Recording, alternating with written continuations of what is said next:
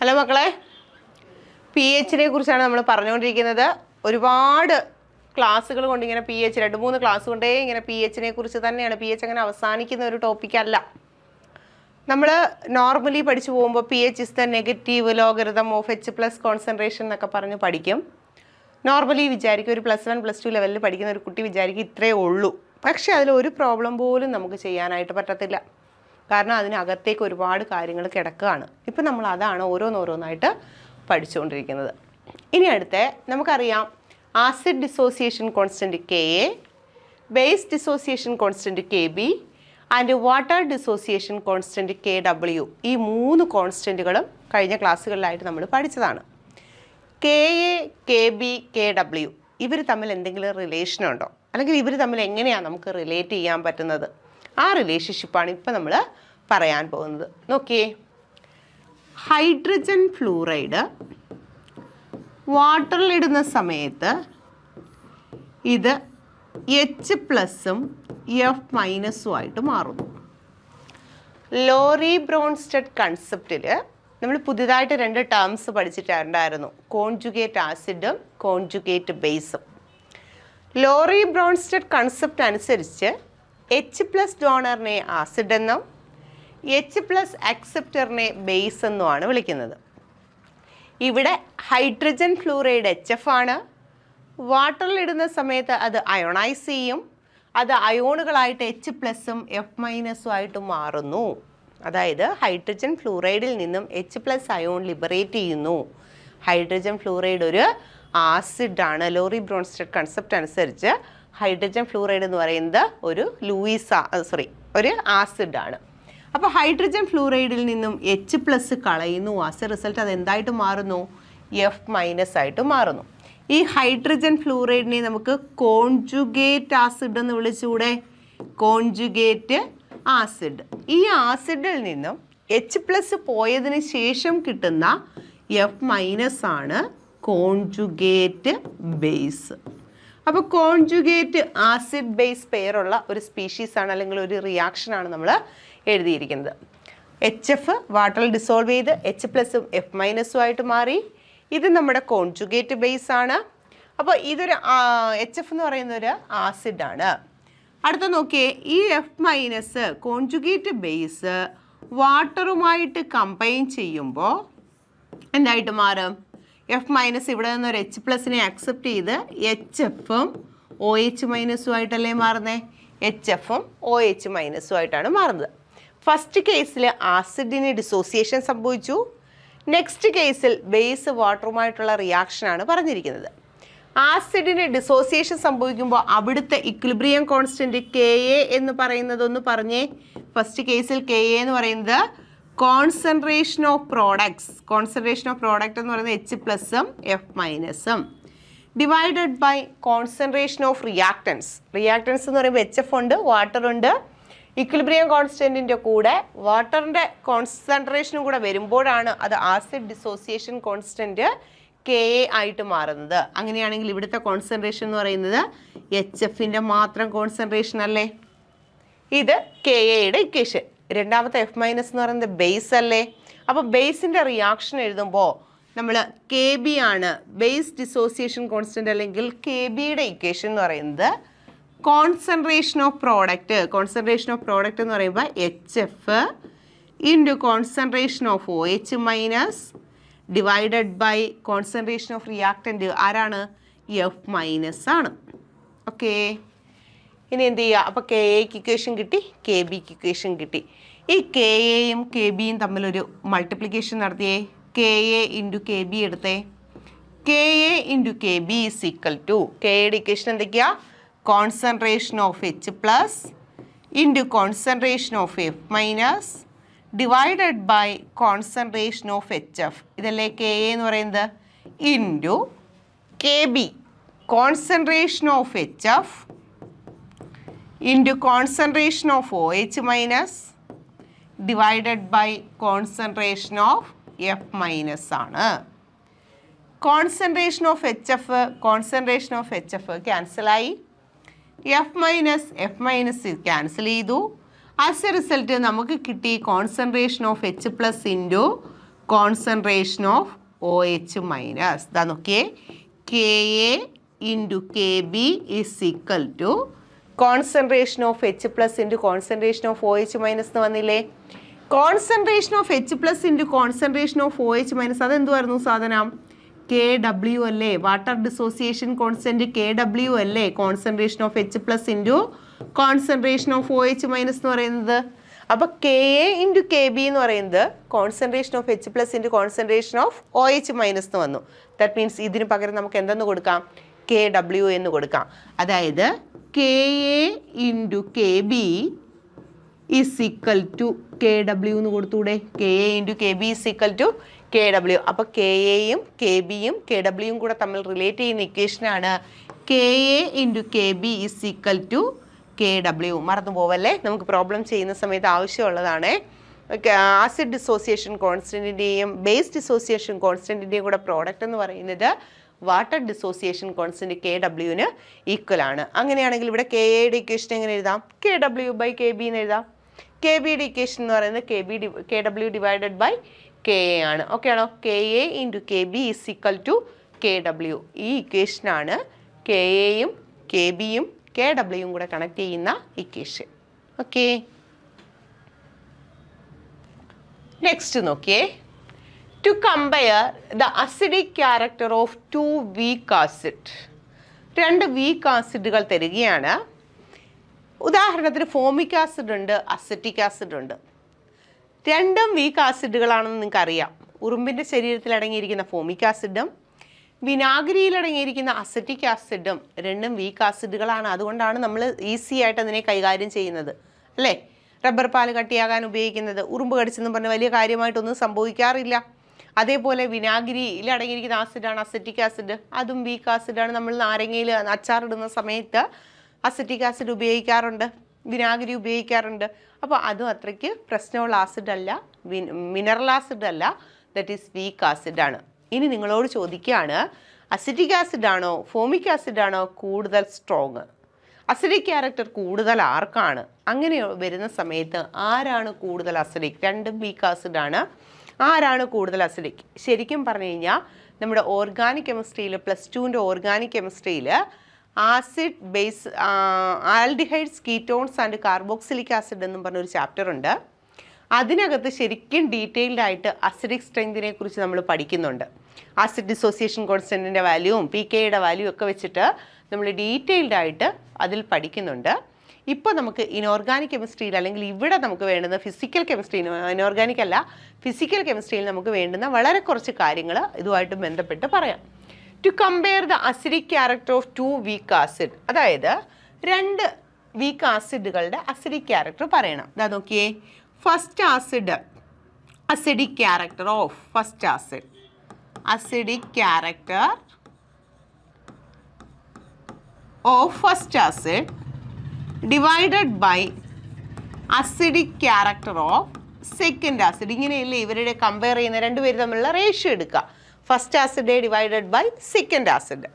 Acidic character പറയാൻ വേണ്ടി നമ്മൾ ഉപയോഗിക്കുന്നത് എന്താ? H+ൻ്റെ കോൺസെൻട്രേഷനാണ്. അങ്ങനെയാണെങ്കിൽ H+ൻ്റെ കോൺസെൻട്രേഷൻ ഡിവൈഡഡ് ബൈ H+ൻ്റെ കോൺസെൻട്രേഷൻ. രണ്ട് ഡിഫറൻറ്റ് ആസിഡാണ്. അപ്പോൾ H+ൻ്റെ കോൺസെൻട്രേഷൻ ഒരുപോലെ ആയിരിക്കണമെന്ന് നിർബന്ധമില്ല. അതുകൊണ്ട് ഇങ്ങനെ എഴുതരുത്, H+(1) divided by H+(2). First ആസിഡിൻ്റെ H+ concentration divided by second ആസിഡിൻ്റെ H+ കോൺസെൻട്രേഷൻ. നമുക്കറിയാം വീക്ക് ആസിഡിൻ്റെ കേസിൽ H+ കോൺസെൻട്രേഷൻ എന്ന് പറയുന്നത് എന്താണ്? C-ആൽഫയാണ് അല്ലേ? H+ കോൺസെൻട്രേഷൻ എന്ന് പറയുന്നത് C-ആൽഫയാണ്. അങ്ങനെയാണെങ്കിൽ ആൽഫ എന്ന് പറയുന്ന സാധനം ഇതായിരുന്നു √KA/C ആണ്. H+ൻ്റെ കോൺസെൻട്രേഷൻ ഓഫ് H+ എന്ന് പറയുന്നത് C-ആൽഫ. ആൽഫയ്ക്ക് പകരം വാല്യൂ കൊടുക്കുക, C × √KA/C അല്ലേ? ഈ CA അകത്തേക്ക് കൊണ്ടുപോകുമ്പോൾ C² × KA √C² × KA divided by C എന്ന് വരത്തില്ലേ? ഇവിടുത്തെ സിയും ഈ സിയും ക്യാൻസൽ ആവും. As a result √KA × C. H+ൻ്റെ കോൺസെൻട്രേഷൻ എന്താ? √KA × C. അങ്ങനെയാണെങ്കിൽ H+ കോൺസെൻട്രേഷൻ, ഫസ്റ്റ് ആസിഡിൻ്റെ H+ കോൺസെൻട്രേഷൻ എന്ന് പറയുന്നത് √KA1 × C1. ഫസ്റ്റ് ആസിഡിൻ്റെ ഡിസോസിയേഷൻ കോൺസ്റ്റൻറ്റ് Ka ഇൻറ്റു അതിൻ്റെ concentration C1 divided by root of Ka2 into C2 ആണ്. ന്യൂമറേറ്ററിലും ഡിനോമിനേറ്ററിലും റൂട്ട് വന്നു. അങ്ങനെയാണെങ്കിൽ നമുക്ക് എഴുതാൻ പറ്റും root of Ka1 C1 divided by Ka2 C2 ആണ്. അപ്പം അസിഡിക് ക്യാരക്ടർ രണ്ട് ആസിഡുകളാണ്. First acid A divided by second acid B. രണ്ട് ആസിഡുകളുടെ അസിഡിക് ക്യാരക്ടർ പറയാൻ വേണ്ടി നമ്മൾ ഉപയോഗിക്കുന്ന ഇക്വേഷനാണ് root of Ka1 C1 divided by root of Ka2 divided by C2 അല്ലെങ്കിൽ root of Ka1 C1 divided by Ka2 C2. ഇങ്ങനെയാണ് രണ്ട് വീക്ക് ആസിഡ് തന്നാൽ ഇതിൽ ആരാണ് സ്ട്രോങ്ങർ ആസിഡ് എന്ന് അറിയാൻ വേണ്ടി ഈ ഇക്വേഷൻ ഉപയോഗിച്ച് നമുക്ക് ചെയ്യാം. ഓക്കെ, ഇതിനെ ബേസ് ചെയ്തൊരു പ്രോബ്ലം നമുക്ക് ചെയ്താലോ? നോക്കിയേ, dissociation constant of formic acid and acetic acid are 1.77 into 10 raised to minus 4 and 1.75 into 10 raised to minus 5 respectively. Which of the following statement is correct? ഇതാണ് തന്നിരിക്കുന്നതിൽ കറക്റ്റ് ആയിട്ടുള്ള സ്റ്റേറ്റ്മെൻറ്റ് ഏതാണ്? Dissociation constant of formic acid and acetic acid. Acetic ആസിഡിൻ്റെയും formic ആസിഡിൻ്റെയും dissociation കോൺസ്റ്റൻറ്റുകളുടെ value ആണ് തന്നിരിക്കുന്നത്. അങ്ങനെയാണെങ്കിൽ Ka1 is equal to 1. Ka1 that is A1 എന്ന് പറഞ്ഞാൽ ആരാ? HCOOH അല്ലേ? Formic acid is equal to 1.77 into 10 raised to minus 4 അല്ലേ? അങ്ങനെയാണെങ്കിൽ രണ്ടാമത്തെ ആസിഡിൻ്റെ എന്ന് പറയുമ്പോൾ Ka of CH3COOH അസറ്റിക് ആസിഡിൻ്റെ കോൺസെൻട്രേഷൻ എന്ന് പറയുന്നത് 1.75 into 10 raise to minus 5. 1.75 into 10 raise to minus 5 ആണ്. താഴെ തന്നിരിക്കുന്നതിൽ ഏത് സ്റ്റേറ്റ്മെൻ്റ് ആണ് കറക്റ്റ്? അതല്ലേ ക്വസ്റ്റ്യൻ. ആ സ്റ്റേറ്റ്മെൻറ്റുകൾ ആദ്യം ഒന്ന് നോക്കാം നമുക്ക്. Formic acid is 3.18 times stronger than acetic acid at equal concentration. Equal concentration ആണെങ്കിൽ അസറ്റിക് ആസിഡിൻ്റെയും ഫോമിക് ആസിഡിൻ്റെയും കോൺസെൻട്രേഷൻ ഈക്വൽ ആണെങ്കിൽ അസിഡിക് ആസിഡിനേക്കാൾ 3.18 ടൈംസ് സ്ട്രോങ്ങർ ആണ് നമ്മുടെ ഫോമിക് ആസിഡ്. അതാണ് ഒന്നാമത്തെ statement. Acidic acid is 3.18 times stronger than formic acid at equal concentration. Equal കോൺസെൻട്രേഷനിൽ അസിഡിക് ആസിഡ് ആണ് ഫോമിക് ആസിഡിനേക്കാൾ stronger. Next, formic acid is 10.11 times stronger than acidic acid at equal concentration. അതായത് formic acid 10.11 times stronger ആണ് acetic ആസിഡിനേക്കാൾ. Concentration same ആണ് 3 കണ്ടീഷനിൽ. അടുത്ത formic acid is 10.11 times stronger than acetic acid at different concentration. ആ ഒരു option നമുക്ക് ആദ്യമേ neglect ചെയ്യാം. കാരണം എന്ന് പറഞ്ഞാൽ ഒന്നുകിൽ 2 കോൺസെൻട്രേഷൻ തരണം, അങ്ങനെയാണെങ്കിൽ നമുക്ക് അസിഡിക് ക്യാരക്ടർ പറയാം. ഇല്ല എന്നുണ്ടെങ്കിൽ 2 പേരുടെയും കോൺസെൻട്രേഷൻ സെയിം ആണെന്നുള്ള രീതിയിൽ തരണം. ഒന്നുകിൽ 2 ആസിഡുകളുടെ കോൺസെൻട്രേഷൻ തരുന്നു, Ka വാല്യൂസ് തരുന്നു, അങ്ങനെയാണെങ്കിൽ നമ്മൾ മുമ്പേ ചെയ്ത ഇക്വേഷൻ വെച്ച് ചെയ്യാം. പക്ഷേ ഇവിടെ കോൺസെൻട്രേഷൻ തന്നിട്ടില്ലല്ലോ. അങ്ങനെയാണെങ്കിൽ ഏത് കോൺസെൻട്രേഷനാണെന്ന് അറിയത്തില്ലല്ലോ. നമുക്കറിയാത്ത കേസിൽ നമ്മൾ എന്ത് ചെയ്യും? 2 പേരുടെയും കോൺസെൻട്രേഷൻ സെയിം ആണെന്ന് വിചാരിക്കുകയാണ്. 2 പേരുടെയും കോൺസെൻട്രേഷൻ സെയിം ആണ്. അപ്പോൾ ഒരിക്കലും ലാസ്റ്റ് ഓപ്ഷൻ വരത്തില്ല. ഇനി നമുക്ക് ബാക്കി 3 എണ്ണത്തിൽ ഏതാണെന്ന് നോക്കാം. നോക്കിക്കേ, നമ്മൾ പറഞ്ഞു 2 വീക്ക് ആസിഡുകളാണ്. ഇവരുടെ അസിഡിക് ക്യാരക്ടർ കമ്പയർ ചെയ്യണം. അതിനുവേണ്ടി ആസിഡുകളുടെ ആദ്യത്തെ ആസിഡ് HCOOH ആണ്, ഡിവൈഡഡ് ബൈ CH3COOH ആണ്. Acidic character of acidic strength അല്ലെങ്കിൽ acidic character of first acid divided by acidic character of second acid. എങ്ങനെയായിരുന്നു നമ്മൾ കണ്ടുപിടിക്കുന്നത്? Root of Ka1 into C1 divided by Ka2 into C2 ആണ്. നമ്മൾ പറഞ്ഞു ഇവിടെ എന്താണ്? കോൺസെൻട്രേഷൻ സെയിം ആണ്. അങ്ങനെയാണെങ്കിൽ മാത്രമേ നമുക്ക് ഈ പ്രോബ്ലം ചെയ്യാൻ പറ്റൂ. കോൺസെൻട്രേഷൻ സെയിം ആണ്. C1 C2 ക്യാൻസൽ ആവും. റൂട്ട് ഓഫ് K1 എന്ന് പറയുമ്പോൾ ഫോമിക് ആസിഡിൻ്റെത് 1.77 into 10 raise to minus 4 divided by രണ്ടാമത്തെ ആസിഡിൻ്റെത്, അതായത് 1.75 ഇൻറ്റു 10 റേസ് ടു മൈനസ് 5 ആണ്. That is equal to 1.77 into 1.4 divided by 1.75 into 10 raised to minus 5 എന്ന് വരും. ഈ 1.77 into 10 raised to minus 5-നെ 17.7 into 10 raised to minus 5 എന്ന് എഴുതിക്കൂടെ? മൈനസ് 4-നെ 17.7 into 10 raised to minus 5 എന്ന് എഴുതിക്കൂടെ? Divided by 1.75 into 10 raised to minus 5 എന്ന് വരും. 10 raised to minus 5, 10 raised to minus 5 cancel ആവും. 17.7 ഡിവൈഡഡ് ബൈ 1.7 റൂട്ട് എടുക്കുന്ന സമയത്ത് 3.18 എന്ന് വരും. ഇത് ചെയ്ത് വരുന്ന സമയത്ത് എത്ര വരും? 3.18 എന്ന് വരും. ഇതാ നോക്കിയേ, HCOOH ഡിവൈഡഡ് ബൈ CH3COOH എന്ന് പറയുന്നത് 3.18 ആണ്. അങ്ങനെയാണെങ്കിൽ HCOOH മെത്തനോയിക് ആസിഡ് എന്ന് പറയുന്നത് 3.18 ഇൻറ്റു ഇതിനെ ഇങ്ങോട്ടേക്ക് ക്രോസ് മൾട്ടിപ്ലൈ ചെയ്യുക. 3.18 ഇൻറ്റു CH3COOH അല്ലേ? That means acidic character of formic acid എന്ന് പറയുന്നത് അസിറ്റിക് ആസിഡിൻ്റെ അസിഡിക് സ്ട്രെങ്ത് എത്രയാണോ അതിൻ്റെ എത്ര ടൈംസ് ആയിട്ട് വരും? 3.18 ടൈംസ് ആയിട്ട് വരും അറ്റ് ഈക്വൽ കോൺസെൻട്രേഷൻ അല്ലെങ്കിൽ അറ്റ് സെയിം കോൺസെൻട്രേഷൻ. ക്ലിയർ ആയോ? ഒരേ കോൺസെൻട്രേഷനിൽ അസിറ്റിക് ആസിഡിൻ്റെയും ഫോമിക് ആസിഡിൻ്റെയും കോൺസെൻട്രേഷൻ ഒന്ന് തന്നെയാണ്. അങ്ങനെയാണെങ്കിൽ ആരാണ് സ്ട്രോങ്ങർ ആസിഡ്? അസിറ്റിക് ആസിഡ് ആണോ ഫോമിക് ആസിഡ് ആണോ? ശരിക്കും ഫോമിക് ആസിഡ് ആണ് ആരേക്കാൾ സ്ട്രോങ്ങർ ആസിഡ്? അസിറ്റിക് ആസിഡിനേക്കാൾ. അത് ശ്രദ്ധിച്ചോണം. ഇതിൻ്റെ ഡീറ്റെയിൽഡ് ആയിട്ടുള്ള കാര്യം ഓർഗാനിക് കെമിസ്ട്രിയിൽ നമ്മൾ പഠിക്കും. എന്തുകൊണ്ടാണ് അസിറ്റിക് ആസിഡ് കൂടുതൽ ആസിഡ് ആയത്, ഫോമിക് ആസിഡ് കൂടുതൽ അസിഡിക് ആയത്, എന്തുകൊണ്ട് അസിറ്റിക് ആസിഡ് വീക്കർ ആസിഡായിട്ട് മാറി, അതിൻ്റെ കാരണങ്ങളൊക്കെ നമ്മൾ electron releasing tendency of alkyl ഗ്രൂപ്പൊക്കെ വെച്ച് നല്ല കാര്യമായിട്ട് നമ്മൾ ആസിഡിൽ പഠിക്കും.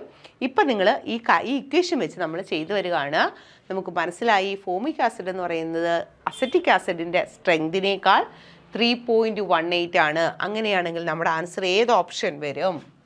നോക്കിയേ, formic acid is 3.18 times stronger than acetic acid at equal concentration. ഇത് തന്നെയല്ലേ പറഞ്ഞേക്കുന്നത്?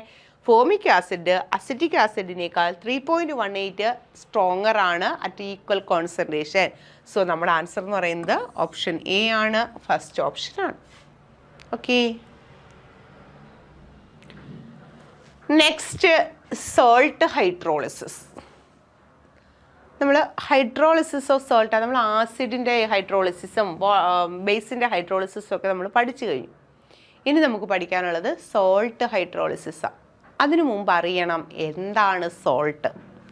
ഇതാ നോക്കിയേ, സോഡിയം ഹൈഡ്രോക്സൈഡ് ഒരു ബേസാണ് അല്ലേ? കാരണം OH ഗ്രൂപ്പ് ഉണ്ട്. OHനെ വെള്ളത്തിലിടുന്ന സമയത്ത് OHനെ റിലീസ് ചെയ്യുന്ന സ്പീഷീസുകളെ വിളിക്കുന്ന പേരാണ് ബേസ്. നമ്മൾ അരീനിയസ് കൺസെപ്റ്റും ലോറി ബ്രോൺസ്റ്റഡ് കൺസെപ്റ്റും ലൂയിസ് കൺസെപ്റ്റും ഒക്കെ പഠിച്ചപ്പോൾ പല ഡെഫിനിഷൻസ് ആയിരുന്നു എന്തിനുള്ളത്?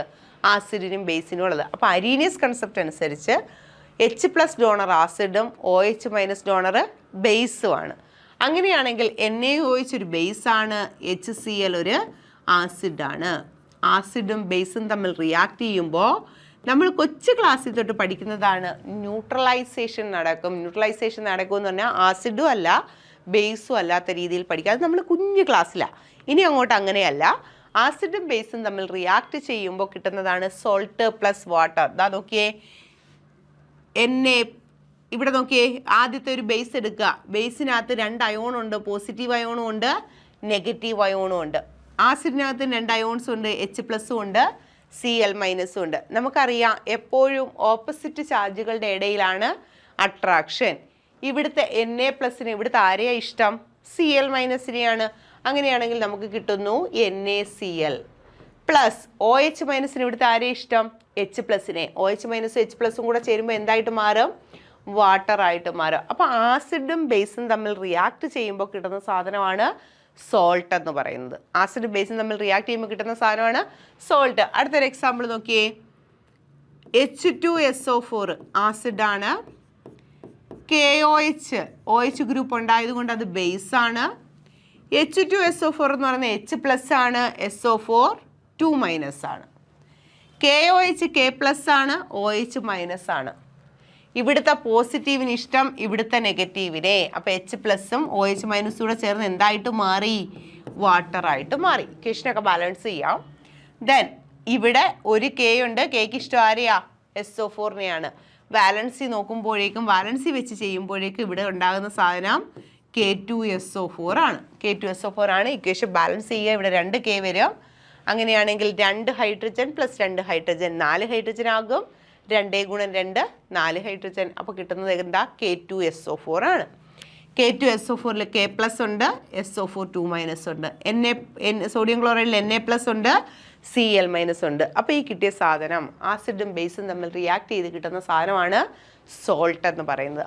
ഒരു സോൾട്ടിൽ തീർച്ചയായിട്ടും ഒരു പോസിറ്റീവ് ചാർജുള്ള അയോണും ഉണ്ട്, ഒരു നെഗറ്റീവ് ചാർജുള്ള അയോണുണ്ട്. മിനിമം ഒരു പോസിറ്റീവ് ചാർജ് ഉണ്ടാകും, നെഗറ്റീവ് ചാർജ് ഉണ്ടാകും. ചില കേസുകളിൽ കൂടുതൽ പോസിറ്റീവൊക്കെ വരുന്ന സോൾട്ടുകളുണ്ട്. ഡബിൾ സോൾട്ടിനൊക്കെ ആണെങ്കിൽ ഒന്നിലധികം പോസിറ്റീവ് ചാർജ് വരുന്നുണ്ട്. പക്ഷേ ഒരു സോൾട്ട് എടുത്തു കഴിഞ്ഞാൽ മിനിമം ഒരു പോസിറ്റീവ് അയോണും കാണും, മിനിമം ഒരു നെഗറ്റീവ് അയോണും കാണും. പോസിറ്റീവ് ചാർജുള്ള അയോണിൻ്റെ പേരെന്താ? പോസിറ്റീവ് ചാർജുള്ള അയോണിനെ വിളിക്കുന്ന പേരാണ് കാറ്റയോൺ. നെഗറ്റീവ് ചാർജുള്ള അയോണാണ് ആനയോൺ. അപ്പോൾ ഒരു പോസിറ്റീവ് മിനിമം ഒരു കാറ്റയോണും ഒരു ആനയോണും ഉള്ള സ്പീഷീസുകളാണ് എന്തെന്ന് പറയുന്നത്? സോൾട്ട് എന്ന് പറയുന്നത്. അപ്പോൾ സോൾട്ടിനെ കുറിച്ച് എന്താണ് സോൾട്ട്? ആസിഡും ബേസും തമ്മിൽ റിയാക്ട് ചെയ്യുമ്പോൾ കിട്ടുന്ന സാധനമാണ് സോൾട്ട്. ഓക്കെ, അപ്പോൾ സോൾട്ടിൽ മിനിമം ഒരു പോസിറ്റീവ് ചാർജും കാണും, ഒരു നെഗറ്റീവ് ചാർജും കാണും, ഒരു പോസിറ്റീവ് അയോണും കാണും, നെഗറ്റീവ് അയോണും കാണും. അതായത് ഒരു കാറ്റയോണും ആനയോണും മിനിമം ഒരാളെങ്കിലും ഉള്ളതാണ്. മിനിമം ഒരു കാറ്റയോണും മിനിമം ഒരു ആനയോണും ഉള്ളതാണ് സോൾട്ട് എന്ന് വിളിക്കുന്നത്. ഓക്കെ ആണോ? ഇനി നമ്മൾ പഠിക്കാനുള്ളത് ഈ സോൾട്ടിൻ്റെ ഹൈഡ്രോളിസിസിനെ കുറിച്ചാണ്. സോൾട്ട് ഹൈഡ്രോളൈസ് ചെയ്യുന്നത് എങ്ങനെയാണ് സോൾട്ടിൻ്റെ ഹൈഡ്രോളിസിസ് നടക്കുന്നത്? എന്താ ഹൈഡ്രോളിസിസ് എന്ന് പറഞ്ഞാൽ? ഹൈഡ്രോളിസിസ് എന്ന് പറഞ്ഞാൽ വാട്ടറിൻ്റെ പ്രസൻസിൽ റിയാക്ഷന് വിധേയമാകുക. വാട്ടറിൻ്റെ പ്രസൻസിൽ റിയാക്ഷൻ നടക്കണം. അതാണ് എന്ത്? സോൾട്ട് എന്ന് പറയുന്നത്. മക്കളെ ശ്രദ്ധിക്കേണ്ട കാര്യമെന്ന് പറഞ്ഞാൽ നമുക്ക് ഈ ഉണ്ടായ സോൾട്ട് വാട്ടറുമായിട്ട് റിയാക്ട് ചെയ്യുമോ? സോൾട്ടിലെ കാറ്റയോണോ ആനയോണോ രണ്ടുമോ അതുമല്ല ഒന്നുമില്ലെങ്കിലോ വാട്ടറുമായിട്ട് റിയാക്ട് ചെയ്യുമെങ്കിൽ, അല്ലെങ്കിൽ ചിലർ ഒന്നുമില്ല, അതായത് ചില സോൾട്ടുകൾ വാട്ടറുമായിട്ട് റിയാക്ട് ചെയ്യത്തേയില്ല. ചിലതിൽ കാറ്റയോണും ആനയോണും റിയാക്ട് ചെയ്യും, ചിലതിൽ കാറ്റയോൺ മാത്രമാണ് വാട്ടറുമായിട്ട് റിയാക്ട് ചെയ്യുന്നത്, ചിലതിൽ ആനയോണ് മാത്രമാണ് റിയാക്ട് ചെയ്യുന്നത്. എന്തോ ആയാലും വാട്ടറുമായിട്ടുള്ള റിയാക്ഷനാണ് എന്ത്? ഹൈഡ്രോളിസിസ് എന്ന് പറയുന്നത്. വാട്ടറുമായിട്ടുള്ള റിയാക്ഷനാണ് ഹൈഡ്രോളിസിസ് എന്ന് പറയുന്നത്. ഇതാ നോക്കിയേ, വാട്ടറുമായിട്ടുള്ള റിയാക്ഷൻ എന്ന് പറയുമ്പോൾ ഉദാഹരണത്തിന് സോഡിയം ക്ലോറൈഡ് നമുക്കറിയാം വെള്ളത്തിലിടുന്ന സമയത്ത് 2 അയോണുകളായിട്ട് മാറും, Na+ഉം Cl- ആണ്. ഇതിൽ Na+ അയോൺ വാട്ടറുമായിട്ട് കമ്പൈൻ ചെയ്താലോ Cl- അയോൺ വാട്ടറുമായിട്ട് കമ്പൈൻ ചെയ്താലോ ആ പ്രോസസ്സിനെ വിളിക്കുന്ന പേരാണ് ഹൈഡ്രോളിസിസ്. സോൾട്ടിലെ അയോണുകൾ വാട്ടറുമായിട്ട് കമ്പൈൻ ചെയ്യുക, വാട്ടറുമായിട്ട് റിയാക്ട് ചെയ്യുക, ആ പ്രോസസ്സിനെയാണ് എന്തെന്ന് വിളിക്കുന്നത്? ഹൈഡ്രോളിസിസ് എന്ന് വിളിക്കുന്നത്. അപ്പോൾ സോൾട്ടുകളുടെ ഹൈഡ്രോളിസിസിനെ കുറിച്ചാണ് നമുക്ക് പറയാനുള്ളത്. ഒരു കാര്യം ഒന്ന് ആലോചിക്കുക, സാൾട്ടുകൾ പലതരത്തിലുണ്ട്. ഉദാഹരണത്തിന് സോഡിയം ഹൈഡ്രോക്സൈഡും ഹൈഡ്രോക്ലോറിക് ആസിഡും തമ്മിൽ റിയാക്ട് ചെയ്യുക. സോഡിയം ഹൈഡ്രോക്സൈഡ് ഹൈഡ്രോക്ലോറിക് ആസിഡും തമ്മിൽ റിയാക്ട് ചെയ്യുമ്പോൾ നമുക്ക് കിട്ടുന്ന സോൾട്ട് ഏതാ? സോഡിയം ക്ലോറൈഡാണ്. നമ്മൾ കുറച്ച് ഈ കെമിക്കൽ ഇക്വിലിബ്രിയത്തിലൊക്കെ നമ്മൾ പഠിക്കുന്നുണ്ടായിരുന്നു. ആസിഡിനെ സ്ട്രോങ് ആസിഡും ഇവിടെയാണല്ലേ അയോണിക് ഇക്വിലിബ്രിയത്തിലാണ്.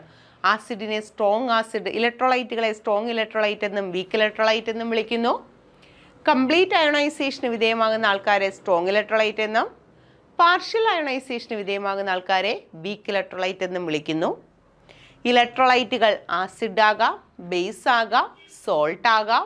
സ്ട്രോങ് ആസിഡ് എന്താ, സ്ട്രോങ് ബേസ് എന്താണെന്ന് നമ്മൾ പറഞ്ഞു. കംപ്ലീറ്റ് അയണൈസേഷന് വിധേയമായാൽ അതിനെ സ്ട്രോങ് ആസിഡ് എന്നും പാർഷ്യൽ അയണൈസേഷന് വിധേയമായാൽ അതിനെ വീക്ക് ആസിഡ് എന്നും വിളിക്കുന്നു. ഇവിടുത്തെ ഈ സോഡിയം ക്ലോറൈഡ് എന്ന് പറയുന്ന സാധനത്തിൽ ഒരു കാറ്റയോൺ ഉണ്ട്, അത് Na+ ആണ്. ഒരു ആനയോൺ ഉണ്ട്, അതാരാണ്? Cl- ആണ്. നമ്മുടെ ഈ കാറ്റയോണായ Na+ വന്നിരിക്കുന്നത് എവിടെ നിന്നാണ്? സോഡിയം ഹൈഡ്രോക്സൈഡിൽ നിന്നാണ്. നമുക്കറിയാം സോഡിയം ഹൈഡ്രോക്സൈഡ് എന്ന് പറയുന്നത് ഒരു സ്ട്രോങ് ബേസ് ആണ്. ഹൈഡ്രോക്ലോറിക് ആസിഡ്, ക്ലോറിൻ വന്നിരിക്കുന്നത് ഹൈഡ്രോക്ലോറിക് ആസിഡാണ്. ഹൈഡ്രോക്ലോറിക് ആസിഡ് ഒരു മിനറൽ ആസിഡാണ്. എല്ലാ മിനറൽ ആസിഡും എന്താ ആസിഡാണ്? സ്ട്രോങ് ആസിഡാണ്. അപ്പോൾ ഒരു സ്ട്രോങ് ആസിഡും സ്ട്രോങ് ബേസും തമ്മിൽ റിയാക്ട് ചെയ്താണ് സോഡിയം ക്ലോറൈഡ് എന്ന് പറയുന്ന ഇലക്ട്രോലൈറ്റ് ഉണ്ടായിരിക്കുന്നത്, സോഡിയം ക്ലോറൈഡ് എന്ന് പറയുന്ന സോൾട്ട് ഉണ്ടായിരിക്കുന്നത്. ഈ സോൾട്ടിൽ Na+ അയോണും ഉണ്ട്, Cl- അയോണും ഉണ്ട്. ഇപ്പം പഠിച്ചു വെക്കുക, ഒരു സോൾട്ട് ഫോം ചെയ്യുന്നത് ഒരു സ്ട്രോങ് ആസിഡും സ്ട്രോങ് ബേസും തമ്മിലാണെങ്കിൽ, ഒന്നുകൂടെ കേൾക്കണേ, ഒരു സോൾട്ട് ഉണ്ടായിരിക്കുന്നത് സ്ട്രോങ് ആസിഡും സ്ട്രോങ് ബേസും കമ്പൈൻ ചെയ്താണെങ്കിൽ അവിടെ ഹൈഡ്രോളിസിസ് നടക്കത്തില്ല. കാറ്റയോണോ ആനയോണോ ഹൈഡ്രോളിസിസിന് വിധേയമാകത്തില്ല. കുറച്ചു മുമ്പേ ഞാൻ പറഞ്ഞതേ ഉള്ളൂ എന്താണ് ഹൈഡ്രോളിസിസ് എന്ന്. ഒരു സോൾട്ടിനകത്തുള്ള കാറ്റയോൺ ആകാം, ആനയോൺ ആകാം, അല്ലെങ്കിൽ ഇതിൽ രണ്ടുപേരും ആകാം. വാട്ടറുമായിട്ടുള്ള റിയാക്ഷനെ വിളിക്കുന്ന പേരാണെന്ത്? ഹൈഡ്രോളിസിസ്. ഇനി എല്ലാ സോൾട്ടും ഹൈഡ്രോളിസിസിന് വിധേയമാകുമോ? നമുക്കുണ്ടായിരിക്കുന്ന സോൾട്ടിൻ്റെ നേച്ചർ അനുസരിച്ചാണ് ഹൈഡ്രോളിസിസ് മാറുന്നത്. ആ സോൾട്ടുകളുടെ pH ഒക്കെ നമുക്ക് കണ്ടുപിടിക്കണം. അപ്പം നമ്മൾ ആദ്യം ആലോചിക്കണം, ഇത് ഹൈഡ്രോളിസിസിന് വിധേയമായാലേ ബാക്കി പറയേണ്ട കാര്യമുള്ളൂ. ഈ ഉണ്ടായിരിക്കുന്ന സോൾട്ട് ഒരു സ്ട്രോങ് ആസിഡും സ്ട്രോങ് ബേസും തമ്മിലാണ് ചേർന്നതെങ്കിൽ അവിടെ എന്ത് നടക്കത്തില്ല? ഹൈഡ്രോളിസിസ് നടക്കത്തില്ല. അടുത്ത് നോക്കിയേ, K2SO4 അടുത്ത ഒരു സോൾട്ടാണ് K2SO4. ഇതിനകത്തുള്ള അയോൺ ആരൊക്കെയാ? K+ അയോണും SO4 2- അയോണും ആണ്. ഈ സോൾട്ട് ഫോം ചെയ്തിരിക്കുന്നത് KOHും H2SO4ഉം തമ്മിൽ കമ്പൈൻ ചെയ്തിട്ടാണ്. നമുക്കറിയാം KOH ഒരു സ്ട്രോങ് ബേസ് ആണ്, H2SO4 ഒരു സ്ട്രോങ് ആസിഡാണ്. സ്ട്രോങ് ആസിഡും സ്ട്രോങ് ബേസും തമ്മിൽ റിയാക്ട് ചെയ്ത് കിട്ടിയ K2SO4 എന്ന് പറയുന്ന സോൾട്ട് ഹൈഡ്രോളിസിസിന് വിധേയമാകുമോ? ഇല്ല. ഇപ്പോൾ ഓരോ തവണയും നിങ്ങൾക്കൊരു സോൾട്ട് തന്നാൽ ഇതിൽ സ്ട്രോങ് ആസിഡാണോ ഇത് സ്ട്രോങ് ബേസിൽ നിന്നുണ്ടായതാണോ എങ്ങനെ അറിയും? നിങ്ങൾ ഇങ്ങനെ ചിന്തിക്കുക, അത് പ്രത്യേകം ശ്രദ്ധിക്കുക. നമുക്ക് തന്നിരിക്കുന്ന സോൾട്ടിൽ AB എന്ന് പറയുന്ന സോൾട്ടിൽ ഒരു പോസിറ്റീവ് അയോണും ഉണ്ട്, ഒരു നെഗറ്റീവ് അയോണും ഉണ്ട്. നമ്മുടെ സോൾട്ടിലെ positive ion, cation, first group elements ആരെങ്കിലും ആണെങ്കിൽ, ഫസ്റ്റ് ഗ്രൂപ്പ് എലമെൻറ്റ്സ് ആരൊക്കെയാ?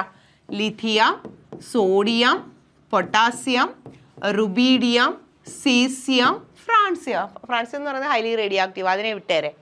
ഫസ്റ്റ് ഗ്രൂപ്പ് എലമെൻറ്റ്സ് ആരെങ്കിലും ആണെങ്കിൽ അവിടെ ആ കാറ്റയോൺ ഹൈഡ്രോളിസിസിന് വിധേയമാകത്തില്ല. ക്ലിയർ ആയോ? ഇനി സെക്കൻഡ് ഗ്രൂപ്പ് എലമെൻറ്റ്സിലെ Ca2+ഓ Sr2+ഓ Ba2+ഓ ആണെങ്കിലും ഇതെന്തിന് വിധേയമാകത്തില്ല? ഹൈഡ്രോളിസിസിന് വിധേയമാകത്തില്ല. അപ്പം നമുക്ക് തന്നിരിക്കുന്ന സോൾട്ട് ഹൈഡ്രോളിസിസിന് വിധേയമാകുമോ? അല്ലെങ്കിൽ നമുക്ക് തന്നിരിക്കുന്ന സോൾട്ടിലെ പോസിറ്റീവ് അയോൺ ഹൈഡ്രോളിസിസിന് വിധേയമാകുമോ എന്നറിയാൻ വേണ്ടി ഇത് കാണാതെ പഠിച്ച് വെക്കുക. ഏതൊക്കെയാണ് പോസിറ്റീവ് അയോൺ ആയിട്ട് ഫസ്റ്റ് ഗ്രൂപ്പ് എലമെൻറ്റ്സ് ആരെങ്കിലും വന്നാൽ, lithium, sodium, potassium, rubidium, caesium, ഇവരിൽ ആരെങ്കിലും വന്നു കഴിഞ്ഞാൽ ആ കാറ്റയോൺ ഹൈഡ്രോളിസിസിന് വിധേയമാകത്തില്ല. ഇനി സെക്കൻഡ് ഗ്രൂപ്പ് എലമെൻറ്റ്സ് ആയ കാൽസ്യമോ സ്ട്രോൺഷ്യമോ ബേരിയോ ആണെങ്കിൽ അതും എന്തിന് വിധേയമാകത്തില്ല? ഹൈഡ്രോളിസിസിന് വിധേയമാകത്തില്ല. ക്ലിയർ ആയല്ലോ? അങ്ങനെയാണ് നമുക്ക്. അല്ലെങ്കിൽ നമ്മൾ എന്ത് ചെയ്യണം? ഓരോ പ്രാവശ്യവും NaCl ഇതിനകത്ത് പോസിറ്റീവ് ആരാ നെഗറ്റീവ് ആരാ, അല്ലെങ്കിൽ ഇത് എവിടെ നിന്നാണ് ഉണ്ടായ, അങ്ങനെ നോക്കിയേ വേണ്ട. ഇതിനെ, ഈ സോൾട്ടിനെ പോസിറ്റീവ് എന്നും നെഗറ്റീവ് എന്നും രണ്ടായിട്ട് തിരിക്കുക. പോസിറ്റീവ് ചാർജുള്ള അയോൺ ബേസിൻ്റെ ഭാഗമാണ്. അതും ഒന്ന് ശ്രദ്ധിച്ചോണേ. ഒരു സോൾട്ട് ഉണ്ടാകുമ്പോൾ AB എന്ന് പറയുന്ന ഒരു സോൾട്ട് ഉണ്ടാകുമ്പോൾ A+ ഉണ്ട്, B- ഉണ്ട്. പോസിറ്റീവ് പാർട്ട് എപ്പോഴും ആരുടെ പാർട്ടായിരിക്കും? ബേസിൻ്റെ പാർട്ടായിരിക്കും. പോസിറ്റീവ് പാർട്ട് എപ്പോഴും ഇവിടുത്തെ ആരുടെ പാർട്ടായിരിക്കും? ബേസിൻ്റെ പാർട്ടായിരിക്കും. ഓക്കെ ആണല്ലോ? അടുത്ത B- എപ്പോഴും എന്തായിരിക്കും? നെഗറ്റീവ് ചാർജ് എപ്പോഴും ആരുടെ ആയിരിക്കും? ആസിഡിൻ്റെ പാർട്ടായിരിക്കും. ഉദാഹരണത്തിന് NaCl Na+ ഉണ്ട്, Cl- ഉണ്ട്. ഇവിടുത്തെ പോസിറ്റീവ് പാർട്ടായ Na എന്ന് പറയുന്നത് NaOHൽ നിന്ന് വരുന്നതല്ലേ, അത് ബേസ് അല്ലേ. അടുത്ത Cl- എന്ന് പറയുന്നത് ഹൈഡ്രോക്ലോറിക് ആസിഡിൻ്റെ അല്ലേ, അത് ആസിഡിൻ്റെ പാർട്ടാണ്. മനസ്സിലാക്കി വെക്കുക. ഒരു സോൾട്ടിൽ ആദ്യം എഴുതുന്നത് പോസിറ്റീവ് പാർട്ടിനെയാണ്, രണ്ടാമത് എഴുതുന്ന ആൾ നെഗറ്റീവാണ്. ഇതുവരെ നമുക്കൊന്നും അറിയത്തില്ലെങ്കിൽ ആ ഒരു ഐഡിയയിൽ പോകണം. ഒരു സോൾട്ട് തന്നാൽ ആദ്യത്തെ ഭാഗം പോസിറ്റീവും രണ്ടാമത്തെ ഭാഗം നെഗറ്റീവും ആണ്. അപ്പോൾ പോസിറ്റീവ് ഭാഗം ആരുടെയാ? ബേസിൻ്റെയാണ്. നെഗറ്റീവ് പാർട്ട് എപ്പോഴും എന്തിൻ്റെ ആയിരിക്കും? ആസിഡിൻ്റെ ആയിരിക്കും. ഇനി നിങ്ങൾ നോക്കണം, ഇതിൽ പോസിറ്റീവ് പാർട്ട് ഹൈഡ്രോളിസിസിന് വിധേയമാകുമോ? Positive part first group elements ആരെങ്കിലും ആണെങ്കിലോ സെക്കൻഡ് ഗ്രൂപ്പിലെ കാൽസ്യം സ്ട്രോൺഷ്യം ബേരിയം ഇവരിൽ ആരെങ്കിലും ആണെങ്കിലോ എന്തിന് വിധേയമാകത്തില്ല? ഹൈഡ്രോളിസിന് വിധേയമാകത്തില്ല. ആ പോസിറ്റീവ് പാർട്ട് എവിടെ നിന്ന് വന്നതാന്നാ പറഞ്ഞേ? ബേസിൽ നിന്ന് വന്നതാ. ബേസ് ഈ പറഞ്ഞ ആരെങ്കിലും ആണെങ്കിൽ സ്ട്രോങ് ബേസ് ആയിരിക്കും. ആ ബേസ് എന്തായിരിക്കും? സ്ട്രോങ് ബേസ് ആയിരിക്കും. ക്ലിയർ ആക്കണേ. ഇതൊക്കെ നല്ലൊരു ഐഡിയ ആണേ. നമ്മൾ വെറുതെ കാണാതെ പഠിച്ച് വെക്കുന്നതിൽ എത്രയോ നല്ലതാണ് മനസ്സിലാക്കി പോകുന്നത്. ഇനി നമ്മൾ പറഞ്ഞു നെഗറ്റീവ് പാർട്ട് ആരുടെ പാർട്ടാ? ആസിഡിൻ്റെ പാർട്ടാ. ആസിഡിൻ്റെ കേസിൽ ആനയോൺ ആണെങ്കിൽ നെഗറ്റീവ് ചാർജുള്ള അയോൺസ് ആനയോൺസിൻ്റെ കേസിൽ ClO4 minus SO4 2 minus NO3 minus Br minus I minus Cl minus ഇവരാരെങ്കിലുമാണ് വരുന്നതെങ്കിൽ നെഗറ്റീവ് പാർട്ടായിട്ട് ആ സോൾട്ടിലെ രണ്ടാമത് എഴുതിയിരിക്കുന്നത് ഇവരിൽ ആരെങ്കിലും ആണെങ്കിൽ അതും എന്തിന് വിധേയമാകത്തില്ല? ഹൈഡ്രോളിസിന് വിധേയമാകത്തില്ല. ഈ പറഞ്ഞത് ആരുടെ ഭാഗമാണ്? ആസിഡിൻ്റെ ഭാഗമാണ് അല്ലേ? രണ്ടാമത് എഴുതുന്നത് സോൾട്ടിൽ രണ്ടാമത് എഴുതുന്നത് ആസിഡിൻ്റെ ഭാഗമാണ്. സോൾട്ടിൽ രണ്ടാമത് എഴുതുന്നതിൻ്റെ ചാർജ് നെഗറ്റീവ് ചാർജ് ആനയോണാണ്.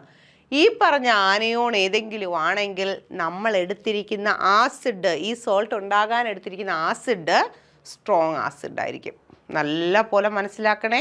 നമുക്കിപ്പോൾ നിങ്ങൾക്കിപ്പോൾ NaOH KOH ഒക്കെയാണ് തരുന്നതെങ്കിൽ നിങ്ങൾക്ക് പറയാം, അല്ലെങ്കിൽ NaClO KClO ആണ് തരുന്നതെങ്കിൽ നിങ്ങൾക്ക് കണ്ണു അടച്ചുകൊണ്ട് പറയാം ഇതിനകത്ത് സോഡിയം ഹൈഡ്രോക്സൈഡും ഹൈഡ്രോക്ലോറിക് ആസിഡും തമ്മിലാണ് മിക്സ് ചെയ്തേ, പൊട്ടാസ്യം ഹൈഡ്രോക്സൈഡും ഹൈഡ്രോക്ലോറിക് ആസിഡും തമ്മിലാണ് മിക്സ് ചെയ്തേ. പക്ഷേ എപ്പോഴും നമുക്ക് അങ്ങനെ കിട്ടണമെന്നില്ല. നമുക്കറിയാവുന്ന ആൾക്കാർ തന്നെ വരണമെന്നില്ല. നിങ്ങൾ എന്ത് ചെയ്യുക? സോൾട്ട് എന്ന് പറഞ്ഞാൽ എന്തായാലും ഒരു പോസിറ്റീവ് ഉണ്ട്, ഒരു നെഗറ്റീവ് ഉണ്ട്. ആദ്യം എഴുതുന്ന ആൾ പോസിറ്റീവ്, രണ്ടാമത് എഴുതുന്ന ആൾ നെഗറ്റീവ്. പോസിറ്റീവ് പാർട്ട് ആരൊക്കെ ആണെങ്കിൽ ഹൈഡ്രോളിസിന് വിധേയമാകത്തില്ല? ഫസ്റ്റ് ഗ്രൂപ്പ് എലമെൻസോ സെക്കൻഡ് ഗ്രൂപ്പിലെ കാൽസ്യം സ്ട്രോൺഷ്യം ബേരിയോ ഇവരാരെങ്കിലും ആണെങ്കിൽ ഹൈഡ്രോളിസിസ് നടക്കത്തില്ല. കാരണം ആ ഫസ്റ്റ് പാർട്ട് എന്ന് പറയുന്നത് സ്ട്രോങ് ബേസിൻ്റെ പാർട്ടാണ്. ഇനി negative part, that is anionic part, ClO4 മൈനസോ SO4 2 മൈനസോ NO3 മൈനസോ Br മൈനസോ I മൈനസോ Cl മൈനസോ ആണെങ്കിൽ അതും ഹൈഡ്രോളിസിന് വിധേയമാകത്തില്ല. ഇത് ആസിഡിൻ്റെ പാർട്ടാണ്. ആ ആസിഡ് അല്ല എന്ത് ആസിഡ് ആയിരിക്കും? സ്ട്രോങ് ആസിഡ് ആയിരിക്കും. ക്ലിയർ ആയല്ലോ? നോക്കിയേ, K2SO4 ഹൈഡ്രോളിസിസ് നടക്കുമോ ഇല്ലയോ നോക്കാം. K2SO4 K ആണ്, ആദ്യത്തെ പോസിറ്റീവ് ചാർജ്, രണ്ടാമത്തേന് negative charge. Positive part cation വന്നിരിക്കുന്നത് ഏത് ഗ്രൂപ്പിൽ നിന്നാ?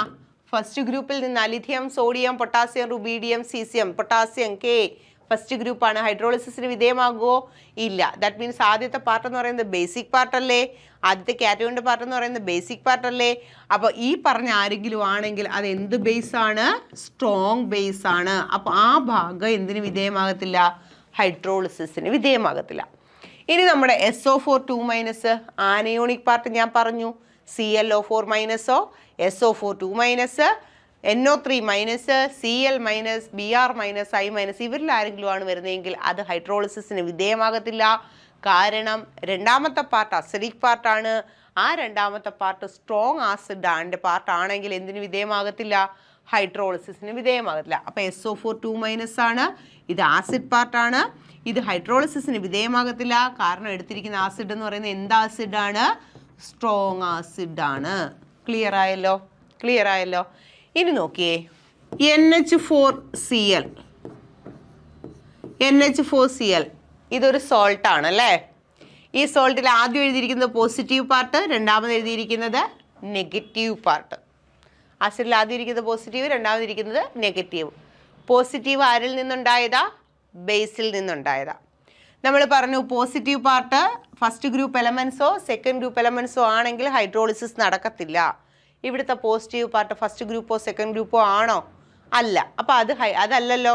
ഫസ്റ്റോ സെക്കൻഡോ ഗ്രൂപ്പ് അല്ലെങ്കിൽ എന്തിന് വിധേയമാകും? ഹൈഡ്രോളിസിന് വിധേയമാകും. ദാറ്റ് ഈസ് ഇവിടുത്തെ NH4+ എന്ത് സംഭവിക്കും? ഹൈഡ്രോളിസിസ് നടക്കും, വാട്ടറുമായിട്ട് കമ്പൈൻ ചെയ്യും. ഫസ്റ്റ് പാർട്ട് ആരുടെ പാർട്ടാ? ബേസിൻ്റെ പാർട്ടാ. നമ്മൾ ഈ പറഞ്ഞ ആൾക്കാരല്ലാത്തത് കൊണ്ട് ഇത് എന്ത് ബേസ് ആയിരിക്കും? വീക്ക് ബേസ് ആയിരിക്കും. അപ്പോൾ ഈ എടുത്തിരിക്കുന്നത് വീക്ക് ബേസ് ആണ്. ക്ലിയർ ആയല്ലോ? Then Cl minus negative part, അത് ഞാൻ മുമ്പേ എഴുതിയ ആ ഒരു സാധനം മനസ്സിൽ വരണം. Negative part Cl മൈനസോ I മൈനസോ Br മൈനസോ ClO4 മൈനസോ NO3 മൈനസോ SO4 2 മൈനസോ ആണെങ്കിൽ ഹൈഡ്രോളിസിസ് നടക്കത്തില്ല. അപ്പോൾ ഇവിടെ വന്നിരിക്കുന്നത് Cl മൈനസ് ആണ്, അത് ഹൈഡ്രോളിസിസിന് വിധേയമാകത്തില്ല. രണ്ടാമത്തെ പാർട്ട് ആരുടെ പാർട്ടാണ്? ആസിഡിൻ്റെ പാർട്ടാണ്. ആസിഡിൻ്റെ പാർട്ട് ഹൈഡ്രോളിസിസിന് വിധേയമായില്ല എങ്കിൽ അത് എന്ത് ആസിഡാണ്? സ്ട്രോങ് ആസിഡാണ്. ദാറ്റ് മീൻസ് ഈ ഉണ്ടായിരിക്കുന്ന സോൾട്ട് എന്ന് പറയുന്നത് വീക്ക് ബേസും സ്ട്രോങ് ആസിഡും അല്ലേ? വീക്ക് ബേസും സ്ട്രോങ് ആസിഡും ആണ് അല്ലേ? അപ്പോൾ സ്ട്രോങ് ആസിഡ് പാർട്ട് ഹൈഡ്രോളിസിസിന് വിധേയമാകുമോ? ഇല്ല. പക്ഷേ ഇവിടുത്തെ വീക്ക് ബേസ് ഹൈഡ്രോളിസിസിന് വിധേയമാകും. ദാറ്റ് മീൻസ് NH4+ ആരുമായിട്ട് റിയാക്ട് ചെയ്യും? വാട്ടറുമായിട്ട് റിയാക്ട് ചെയ്യും. NH4+ വാട്ടറുമായിട്ട് റിയാക്ട് ചെയ്യുമ്പോൾ വാട്ടർ എന്ന് പറയുന്നത് H+ അയോണും ഉണ്ട്, OH- അയോണും ഉണ്ട്. വാട്ടർ എന്ന് പറയുമ്പോൾ ആരൊക്കെയുള്ള? H+ഉം OH- ആണ്. നമ്മുടെ ഈ പോസിറ്റീവ് പാർട്ടിന് ആരെയാ ഇഷ്ടം? നെഗറ്റീവിനെ അല്ലേ? ആസ് എ റിസൾട്ട് ഇത് എന്തായിട്ട് മാറും? NH4OH ആയിട്ടും മാറും. പിന്നെ എന്ത് കിട്ടും? H+ കിട്ടും. ശ്രദ്ധിച്ചോണേ. ഒരു വീക്ക് ബേസും സ്ട്രോങ് ആസിഡും തമ്മിലുള്ള സോൾട്ട് ആണെങ്കിൽ ഹൈഡ്രോളിസിസിന് വിധേയമാകുന്നത് ബേസിക് പാർട്ടാണ്, ആ വീക്ക് ബേസ് ആണ്. ആ വീക്ക് ബേസ് ഹൈഡ്രോളിസിസിൻ്റെ ഫലമായിട്ട് ആരെ റിലീസ് ചെയ്യുന്നു?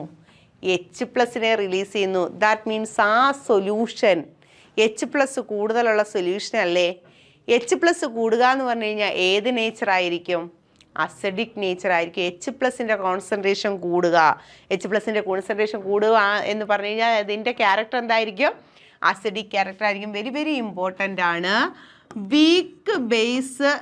Week base strong acid salt ആണെങ്കിൽ weak base strong acid salt gives acidic solution. തരുന്ന സൊല്യൂഷൻ്റെ നേച്ചർ എന്തായിരിക്കും? അസിഡിക് സൊല്യൂഷൻ ആയിരിക്കും. വീക്ക് ബേസ് സ്ട്രോങ് ആസിഡ് ആണെങ്കിൽ സൊല്യൂഷൻ്റെ നേച്ചർ എന്തായിരിക്കും? അസിഡിക് സൊല്യൂഷൻ ആയിരിക്കും. ക്ലിയർ ആയല്ലോ? ഇതേപോലെ അടുത്തൊരു എക്സാമ്പിൾ എഴുതുകയാണ്. CH3COONA. ഇവിടുത്തേക്ക് കേസിൽ നമ്മൾ ആലോചിക്കണം, മറ്റേ നമ്മുടെ വീക്ക് ആസിഡുകളുടെ കേസിൽ, ഓർഗാനിക് ആസിഡുകളുടെ കേസിൽ നമ്മൾ ആദ്യം എഴുതുന്നത് എന്താ? നെഗറ്റീവ് പാർട്ടും രണ്ടാമതായിട്ടാണ് ആരുടെ പാർട്ട് വരുന്നത്? പോസിറ്റീവ് പാർട്ട് വരുന്നത്. അപ്പോൾ CH3CO- Na+ഉം ആണ്. നെഗറ്റീവ് ചാർജുള്ള ion that is anion ClO4- അല്ല, NO3- അല്ല, SO4 2- അല്ല, Cl- അല്ല, Br- അല്ല, I- അല്ല. ഇവരിൽ ആയിരുന്നെങ്കിൽ ഹൈഡ്രോളിസിസ് നടക്കത്തില്ലായിരുന്നു. ഇവരിൽ ആരുമല്ല. അതുകൊണ്ട് ഇതെന്താ? നെഗറ്റീവ് ചാർജ് ഹൈഡ്രോളിസിസിന് വിധേയമാകും. നെഗറ്റീവ് പാർട്ട് ആരുടെ പാർട്ടാ? ആസിഡിൻ്റെ പാർട്ടാ. നെഗറ്റീവ് പാർട്ട് എപ്പോഴും ഏതിൻ്റെ പാർട്ടാ? ആസിഡിൻ്റെ പാർട്ടാ. അപ്പോൾ ഈ എടുത്തിരിക്കുന്ന ആസിഡ് വീക്ക് ആസിഡ് അല്ലേ? വീക്ക് ആസിഡാണ്. അടുത്ത Na+, positive charge first group എലമെൻസോ സെക്കൻഡ് ഗ്രൂപ്പ് എലമെൻസോ വന്നാൽ ഹൈഡ്രോളിസിസിന് വിധേയമാകത്തില്ല. ദാറ്റ് മീൻസ് ആ ബേസ് സ്ട്രോങ് ബേസ് ആയിരിക്കും. ഇവിടെ പോസിറ്റീവ് പാർട്ട് വന്നിരിക്കുന്നത് ഫസ്റ്റ് ഗ്രൂപ്പ് എലമെൻ്റ് ആണ്. ഇത് ബേസിൻ്റെ പാർട്ടാണ്. ഈ ബേസ് എന്ന് പറയുന്നത് എന്ത് ബേസ് ആണ്? സ്ട്രോങ് ബേസ് ആണ്. ക്ലിയർ ആയല്ലോ? അപ്പോൾ ഇതിനകത്ത് ആര് ഹൈഡ്രോളിസിസിന് വിധേയമാകും? ഈ Na+ ഹൈഡ്രോളിസിസിന് വിധേയമാകുമോ? ഒരിക്കലും ഇല്ല. പിന്നെ ആരാണ്? CH3COO- ഹൈഡ്രോളിസിസിന് വിധേയമാകും. എന്താ നോക്കിയേ, CH3COO- വീക്ക് ആസിഡ് ഹൈഡ്രോളിസിസിന് വിധേയമാകുക. H2O റിയാക്ട് ചെയ്യുക, വാട്ടറുമായിട്ട് റിയാക്ട് ചെയ്യുക. വാട്ടറിൽ ആരെയാ ഇത് പിടിക്കുന്നത്? H+നെ പിടിക്കും. ആസ് എ റിസൾട്ട് ഇത് CH3COOHഉം OH- മാറത്തില്ലേ? വാട്ടറിൽ H+ ഉണ്ട്, OH- ഉണ്ട്. ഇവിടുത്തെ നെഗറ്റീവ് ചാർജിന് ഇഷ്ടം വാട്ടറിലെ പോസിറ്റീവിനെയാണ്. വാട്ടറിലെ പോസിറ്റീവ് എന്ന് പറയുന്നത് H+. അപ്പോൾ CH3COOH+ OH- ആയിട്ട് മാറും. നമ്മുടെ സൊല്യൂഷൻ, നമ്മുടെ salt weak acid strong base ആണ്. സ്ട്രോങ് ബേസ് ഹൈഡ്രോളിസിസിന് വിധേയമാകത്തില്ല. വീക്ക് ആസിഡ് ആണ് ഹൈഡ്രോളിസിസിന് വിധേയമാകുന്നത്. ആസ് എ റിസൾട്ട് അവിടെ ആരെ ലിബറേറ്റ് ചെയ്യുന്നു? OH- ലിബറേറ്റ് ചെയ്യുന്നു. OH- ഒരിടത്തുണ്ടെങ്കിൽ അതിൻ്റെ നേച്ചർ എന്തായിരിക്കും? ബേസിക് നേച്ചർ ആയിരിക്കും. അപ്പോൾ വീക്ക് ആസിഡ് സ്ട്രോങ് ബേസ് ആണെങ്കിൽ വീക്ക് ആസിഡ് സ്ട്രോങ് ബേസ് ആണെങ്കിൽ അതിൻ്റെ നേച്ചർ എന്താണ്? ബേസിക് നേച്ചറാണ്. ശ്രദ്ധിച്ചോണേ. ആദ്യം നമ്മൾ എന്താ പറഞ്ഞേ? സ്ട്രോങ് ആസിഡ് സ്ട്രോങ് ബേസ് എടുത്തു. സ്ട്രോങ് ആസിഡ് സ്ട്രോങ് ബേസ് ഹൈഡ്രോളിസിസിന് വിധേയമാകുമോ? ഇല്ല, ഹൈഡ്രോളിസിസിന് വിധേയമാകത്തില്ലെന്ന് പറഞ്ഞാൽ എന്താ മീനിങ്? അത് ന്യൂട്രൽ ആണ്. സ്ട്രോങ് ആസിഡ് സ്ട്രോങ് ബേസിന്റെ നേച്ചർ എന്താണ്? ന്യൂട്രൽ ആണ്. Strong acid strong base neutral ആണ്. രണ്ടാമത്തെ കേസിൽ നമ്മൾ എന്താ എടുത്തേ? ഇതാ നോക്കിക്കോ. രണ്ടാമത്തെ കേസിൽ ആരുടെയാ എടുത്തേ? NH4Cl ആണ്. NH4Cl എന്ന് പറയുമ്പോൾ വീക്ക് ബേസ് സ്ട്രോങ് ആസിഡ് അല്ലേ? വീക്ക് ബേസ് സ്ട്രോങ് ആസിഡ് ആണ്. സ്ട്രോങ് ആസിഡ് ഹൈഡ്രോളിസിസിന് വിധേയമാകത്തില്ല. വീക്ക് ബേസ് ആണ് ഹൈഡ്രോളിസിസിന് വിധേയമാകുന്നത്. വീക്ക് ബേസ് ഹൈഡ്രോളിസിസിന് വിധേയമായാൽ H+ കൂടും. ദാറ്റ് ഈസ് ഏത് നേച്ചർ ആയിരിക്കും? അസിഡിക് നേച്ചർ ആയിരിക്കും. ഇപ്പോൾ നമ്മൾ എടുത്തത് ആരാ? സ്ട്രോങ് ബേസ് വീക്ക് ആസിഡ് ആണ്. സ്ട്രോങ് ബേസ് വീക്ക് ആസിഡ് ആണ്. വീക്ക് ആസിഡ് ഹൈഡ്രോളിസിസിന് വിധേയമാകും. As a result OH- release ചെയ്യും. അതിൻ്റെ നേച്ചർ എന്തായിരിക്കും? ബേസിക് നേച്ചർ ആയിരിക്കും. അടുത്ത വീക്ക് ആസിഡ് വീക്ക് ബേസ് ഉണ്ട്. അത് അസിഡിക് ആണോ ബേസിക് ആണോ ന്യൂട്രൽ ആണോ എന്നുള്ളത് നമുക്ക് ചെയ്ത് തന്നെ കണ്ടുപിടിക്കാം. ഓക്കെ ആണല്ലോ. അപ്പോൾ സോൾട്ടിനെ കുറിച്ച് ഒരു ഐഡിയ കിട്ടിയല്ലോ. സോൾട്ട് എത്ര തരത്തിലുണ്ട്? അസിഡിക് സോൾട്ട് ഉണ്ട്, ബേസിക് സോൾട്ട് ഉണ്ട്, ന്യൂട്രൽ സോൾട്ട് ഉണ്ടെന്ന് മനസ്സിലായി. ആരാണോ ഇനി ഇതിൽ നിന്നൊരു കാര്യം പറയാം. ഒരാൾ വീക്കും ഒരാൾ സ്ട്രോങ്ങും ആണെങ്കിൽ ആരാണോ സ്ട്രോങ് അയാളുടെ നേച്ചർ ആയിരിക്കും. ഇവിടെ വീക്ക് ബേസ് സ്ട്രോങ് ആസിഡാണ്. ഇലക്ട്രോലൈറ്റിൻ്റെ സ്വഭാവം എന്താ? അസിഡിക് ക്യാരക്ടറാണ്. ഇവിടെ സ്ട്രോങ് ബേസും വീക്ക് ആസിഡുമാണ്. ആരുടെ സ്വഭാവമാണ്? ആരാണോ സ്ട്രോങ് അയാളുടെ സ്വഭാവമാണ്. രണ്ടും സ്ട്രോങ് ആണെങ്കിൽ ന്യൂട്രലാണ്. രണ്ടും ഒരേ ബലത്തിലുള്ള രണ്ട് പേര് തമ്മിൽ ഇടികൂടാൻ ശ്രമിച്ചാൽ ആർക്ക് അപ്പന എന്ന് പറയുന്ന കണക്കാ അല്ലേ? ആർക്ക് വേണമെങ്കിൽ രണ്ടു പേർക്കും ഒരേപോലെ ആയിരിക്കും. രണ്ടുപേരും ഒരുപോലെ ആയിരിക്കും നിൽക്കുന്നത്. ന്യൂട്രൽ ആയിരിക്കും. പ്രത്യേകിച്ചൊന്നും സംഭവിക്കാനില്ല അവിടെ. ക്ലിയർ ആയല്ലോ? ഇനി നമ്മൾ ഓരോ സോൾട്ടിൻ്റെയും pH കണ്ടുപിടിക്കണം. നമുക്ക് ആസിഡിൻ്റെ pH കണ്ടുപിടിക്കാൻ അറിയാം, ബേസിൻ്റെ pH കണ്ടുപിടിക്കാൻ അറിയാം, മിക്സ്ചർ ഓഫ് ആസിഡിൻ്റെ കണ്ടുപിടിക്കാൻ അറിയാം, മിക്സ്ചർ ഓഫ് ബേസിൻ്റെ കണ്ടുപിടിക്കാൻ അറിയാം. ഇനി നമുക്ക് പഠിക്കേണ്ടത് ആരുടെയാ? സോൾട്ടിൻ്റെ pH കണ്ടുപിടിക്കുന്നത് എങ്ങനെയാണെന്നാണ്. ഇതാ ആദ്യം നമുക്ക് പഠിക്കാനുള്ളത് സ്ട്രോങ് ആസിഡ് സ്ട്രോങ് ബേസ് ആണ്. നമ്മളിപ്പോൾ എടുത്ത സ്ട്രോങ് ആസിഡ് സ്ട്രോങ് ബേസ് സോൾട്ടാണ് NaCl. സോഡിയം ക്ലോറൈഡിനകത്ത് ആരൊക്കെയാ? Na+ഉം Cl- ആണ്. പോസിറ്റീവ് പാർട്ട് ബേസിൻ്റെ പാർട്ടാണ്. അത് ഫസ്റ്റ് ഗ്രൂപ്പ് എലമെൻ്റ് ആണ്. ഇത് ഹൈഡ്രോളിസിസിന് വിധേയമാകത്തില്ല. Do not undergo not hydrolyse. ഇത് ഹൈഡ്രോളിസിസിന് വിധേയമാകത്തില്ല. Cl-, Br-, I-, ClO4-, NO3-, SO4 ഇതിൽ വരുന്നതാണിത്. ഇതും എന്തിന് വിധേയമാകത്തില്ല? ഹൈഡ്രോളിസിസിന് വിധേയമാകത്തില്ല. ഇതും ഹൈഡ്രോളൈസ് ചെയ്യത്തില്ല. നോർമലി സോഡിയം ക്ലോറൈഡ് വെള്ളത്തിലിടുമ്പോൾ എന്തായിട്ട് മാറും? വാട്ടറിൽ എന്ത് ചെയ്യും? അയോണൈസ് ചെയ്യും. വാട്ടറിൽ ഡിസോസിയേറ്റ് ചെയ്ത് എന്തായിട്ട് മാറും? Na+ഉം Cl- ആയിട്ട് മാറും. പോസിറ്റീവ് അയോണും ഉണ്ട്, നെഗറ്റീവ് അയോണും ഉണ്ട്. രണ്ടുപേരും സ്ട്രോങ് അല്ലേ? രണ്ടുപേരും സ്ട്രോങ് ആണെങ്കിൽ Na+ ഹൈഡ്രോളിസിസിന് വിധേയമാകുമോ? ഇല്ല, സ്റ്റേബിളാണ്. പിന്നെ ഹൈഡ്രോളിസിസിന് വിധേയമാകേണ്ട കാര്യമില്ല. Cl- 17 ഇലക്ട്രോൺ ഉണ്ടായിരുന്നു. ഒരു ഇലക്ട്രോണിനെയും കൂടെ സ്വീകരിച്ച് 18 നിൽക്കുക. ഇനി ഹൈഡ്രോളിസിസിന് വിധേയമാകേണ്ട കാര്യമുണ്ടോ? വാട്ടറുമായിട്ട് റിയാക്ഷനിൽ പങ്കെടുക്കേണ്ട കാര്യമുണ്ടോ? ഇല്ല.